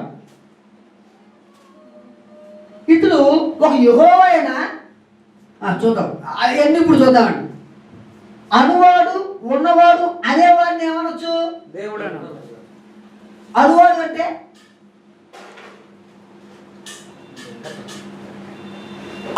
అంటే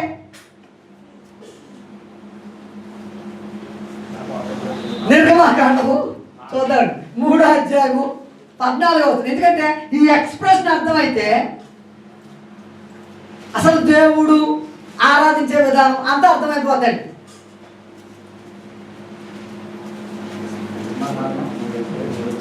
అందుకు దేవుడు నేను ఉన్నవాడను అనువాడనే ఉన్నాను. ఎలా మార్చుకుందామండి?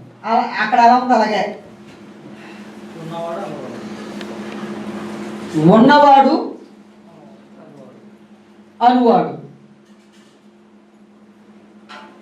ఉన్నవాడు అంటే అర్థం ఏంటంటే స్వయంభవుడు,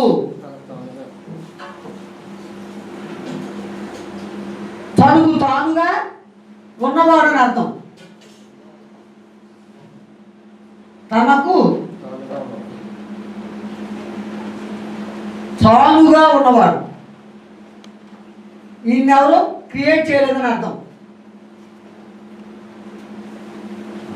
ఇప్పుడు చూద్దామండి, తనకు తానుగా ఉన్నవాడు ఎవరు? ఎవరెవరు?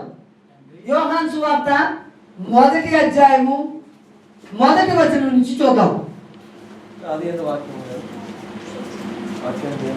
చూద్దాం, ఇవన్నీ అంత క్లియర్గానే చూద్దామండి, రెఫరెన్సెస్తో సహా. ఆది యందు వాక్యము ఉండదు. వాక్యము చూద్దాం, ఇది వాక్యం అనుకుందామండి. ఇది ఎక్కడుందట? ఆది అంటే మొదట్లో ఉంది. ఇది ఎక్కడుందట? ఆది యందు వాక్యము ఉండును. వాక్యము మనం దేవుడు అని ఎవరినైతే అనుకుంటున్నాం, వాళ్ళు ఎవరైతే అనుకుంటున్నారో ఆయన దగ్గర ఉందట. ఇది వాక్యము ఏమైందట? ఈ వాక్యం కూడా దేవుడే. ఈ వాక్యాన్ని కూడా ఏమని పిలుస్తారంటే దేవుడేనే పిలుస్తారట.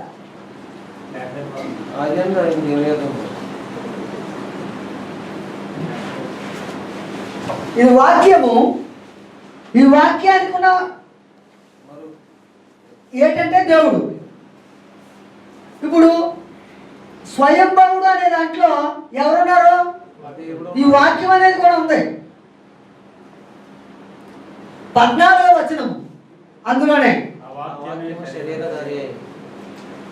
అంటే ఈ వాక్యానికి ఒక శరీరాన్ని ఆపాదించడం జరిగింది. అది ఒక పని మీద, అది కొంత సమయము.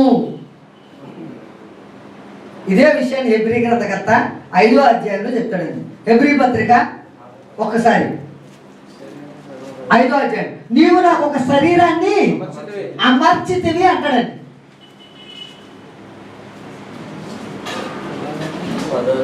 10వ అధ్యాయం 5వ వచనం.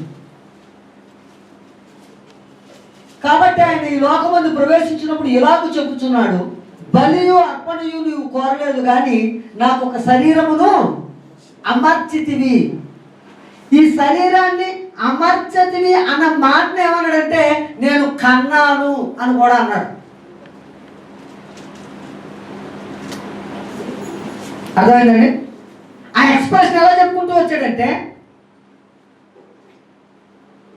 భూ సంబంధమైనటువంటి విషయాలతో పర సంబంధమైన విషయాలు పోలి కట్టుకుంటూ వస్తున్నాడు కనుక నీకు నాకు తెలిసినటువంటి ఒక మంచి బంధాన్ని అక్కడ చెప్పుకుంటూ వస్తున్నాడు. తండ్రి కుమారుడు అనే బంధాన్ని.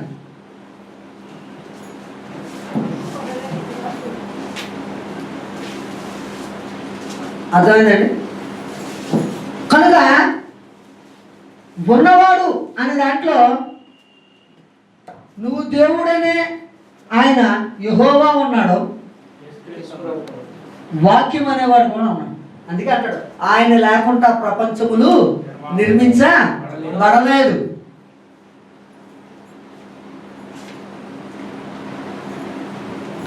ఉన్నవాడు ఆయన కూడా స్వయంభవుడే. చూద్దామండి, ఆయన స్వయంభవుడు కాదు. కొలస్సీలకు రాసినటువంటి పత్రిక 1వ అధ్యాయం 18వ వచనం అండి.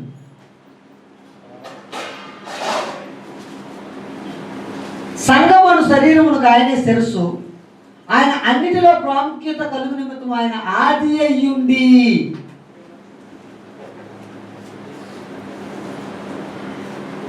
ఆది అయ్యుండి అనే మాట ఒరిజినల్ మాట ఏంటంటే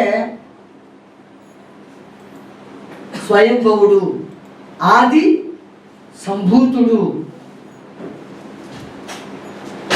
అంటే ఈయన ఎవరండి? స్వయంభవుడేనా? ఈయన స్వయంభవుడేనా? మరి ఈ స్వయంభవుడు క్రియేటరా?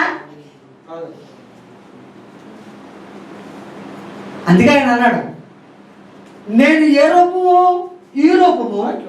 ఈ రూపానికి నువ్వు ఏం చేసావంటే ఒక శరీరాన్ని అమర్చావు. క్రియేట్ చేయబడింది ఒక శరీరం,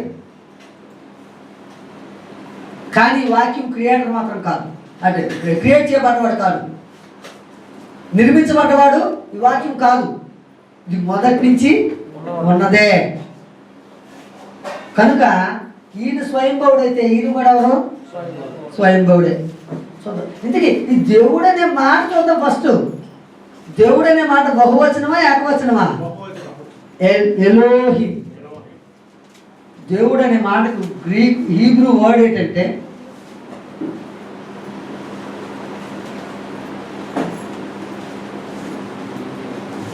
చూసేయండి ఒకసారి. ఆదికాండం 1వ అధ్యాయం దేవుడు అనే మాటకి ఎలోహిం కొడతాడండి. 2వ వచనం. ఆది దేవుడు, దేవుడు అనే మాటకి హీబ్రూ ఇచ్చాడు ఎలోహిం. ఈఎల్ఓ హెచ్ఐ ఎలోహిం. బయ్యా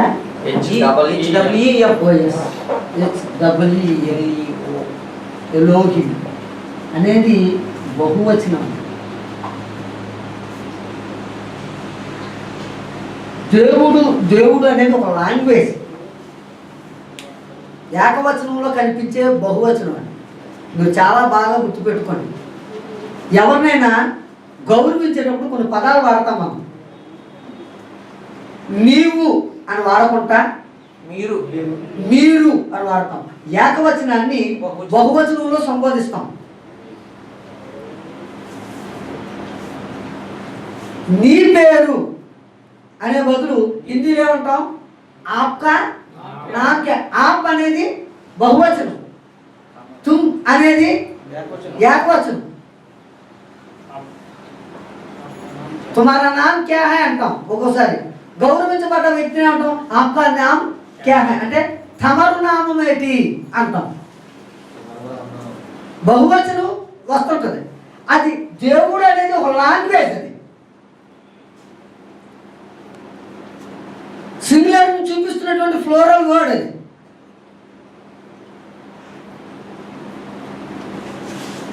తెలుసండి? హల్లెలూయా పరలోకంలో చెప్పబడుతున్నటువంటి స్వరం. అది ఎక్స్ప్రెషన్ ఏంటంటే దేవుణ్ణి స్తుతించుడి అనే మాట. అంతే. ఎలా స్తుతించాలో ఏంటి కాదు. వాళ్ళు ఏమడిగినా ఒకటే మాట, హల్లెలూయా అంతే. చివరిలో ఎన్నిసార్లు కనిపిస్తుంది అంటే 3 సార్లు కనిపిస్తుంది ఆ మాట.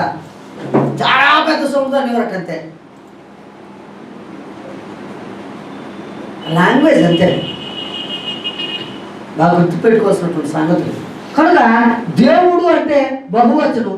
ఈ బహువచనంలో ఒక ఆయన కనిపిస్తున్నాడు ముందు. ఇక్కడ దేవుడు అనే మాటకు అర్థమేంటంటే ఉన్నవాడు అనేవాడు, స్వయంభవుడు. రెండో మాట ఏంటంటే తన నోటి మాట ద్వారా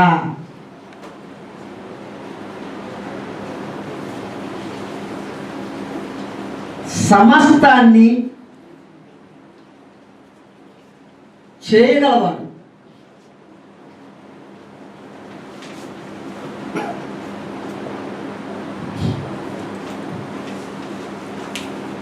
సృష్టి మొత్తం ఎవరు చేసినట్టు కనబడుతుందండి? యెహోవా చేసినట్టే కనబడతా ఉంటుంది. కానీ కొత్త నిబంధనకు వచ్చేసరికి అసలు ఈయన ఎవరో తెలుసా? సృష్టి చేసింది ఈయనే అని చెప్తాడు. సృష్టి చేసింది ఈయనే అని ఆయన పరిచయం చేస్తాడండి. అంటే ఇప్పుడు దేవుడు అనే పదానికి ఈ రెండు కలిపితే స్వయంభవుడు తన నోటి మాట ద్వారా. ఇందులో ఎంతమంది ఉన్నారు అంటే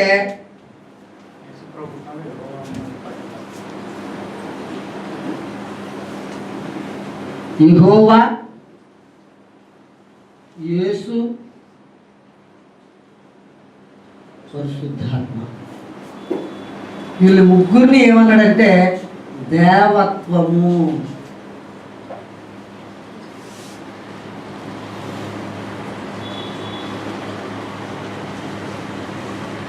గాడ్ హెడ్ అని.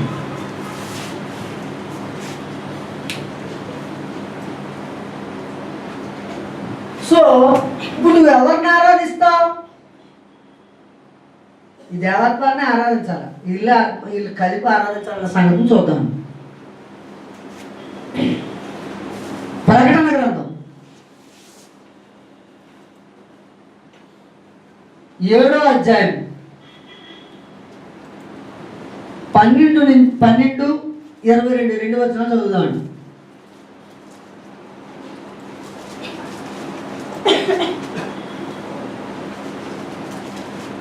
7వ అధ్యాయం 12-22.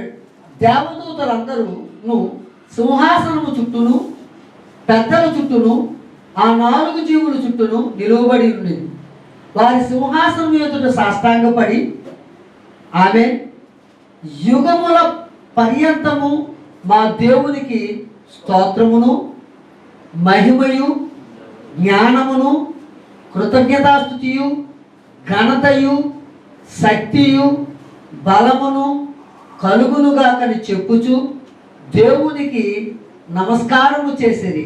ఆమేన్ ఆమేన్.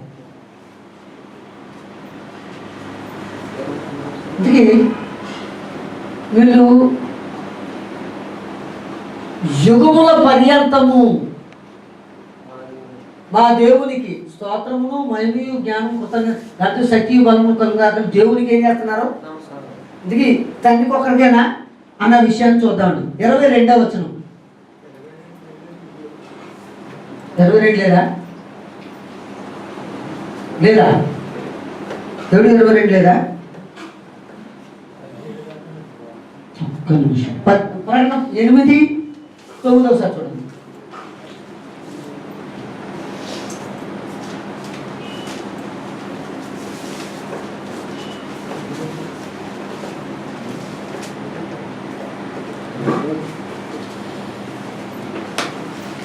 ఒక్క నిమిషం. 7వ అధ్యాయంలోనే నేను చూస్తాను. అక్కడ అందుకే అన్నాడు దేవునికి అని చెప్పి కింద వివరణ ఇచ్చాడు. గొర్రెపిల్లని ఎవరు సంబరిస్తారండి? ఎక్కడ ఎక్కడ ఎక్కడ స్తుతిస్తున్నారండి వీళ్ళు? అవునా? అంటే ఎవరిని ఆరాధించాలంటే అది క్లియర్గా చెప్పారు. తండ్రిని కుమారుణ్ణి ఆరాధించాలి. మనకి కాన్సెప్ట్ ఎలా అర్థమవుతుందంటే కుమారుని ద్వారా అన్నట్టు అనిపిస్తుంది.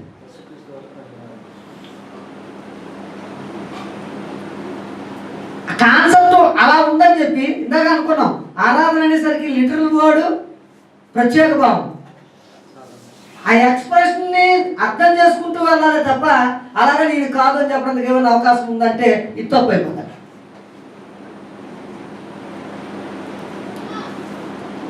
కానీ ఎవరెవరిని ఆరాధించాలా అనేది ముందు. దేవుడు అంటే ఎవరెవరంటే వాక్యము,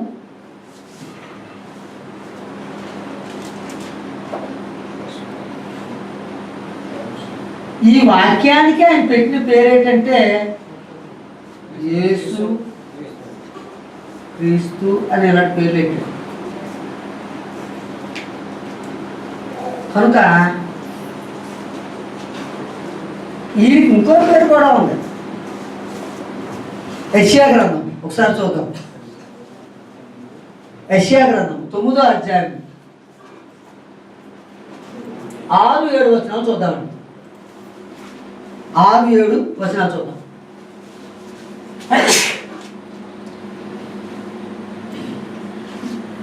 6వ వచనంలో చెప్తున్న విషయం చూద్దాం. అనగా మనకు శిశువు పుట్టును, మనకు కుమారుడు అనుగ్రహించబడును, ఆయన భుజము మీద రాజ్యభారం ఉండును. ఎప్పుడైతే అతడు ఆ రాజ్యాన్ని పని కలిగి ఉండొచ్చి ఆ రాజ్యాన్ని భూమి మీద స్థాపిస్తాడో అతనికి ఎలాంటి టైటిల్తో ఆయన పిలువబడతాడు? ఎక్కడి నుంచి ఎలా గౌరవించబడతాడు? అతడు ఆశ్చర్యకరుడు అని గౌరవించబడతాడు, ఆలోచనకర్త అని గౌరవించబడతాడు, బలవంతుడైన దేవుడు అని గౌరవించబడతాడు, నిత్యుడకు తండ్రి. అంటే ఇప్పుడు యేసుక్రీస్తు ప్రభువారిని నిత్యుడకు తండ్రి అని స్తుతించవచ్చా?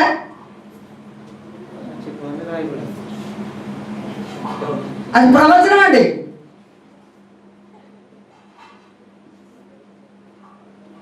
ఎప్పుడట? రాజ్యభారము కలిగి వచ్చినప్పుడు ఆయన అలా గౌరవిస్తారు మీరు. అంటూ ఏమన్నాడు చూద్దండి.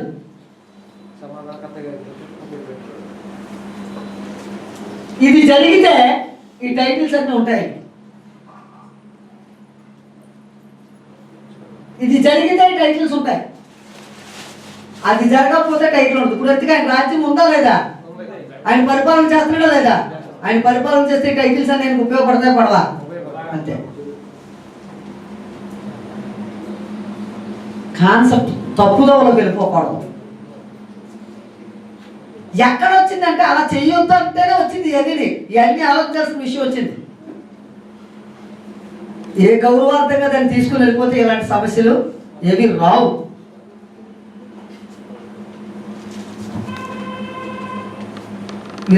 వీళ్ళు కలిపితే ఈ పదం.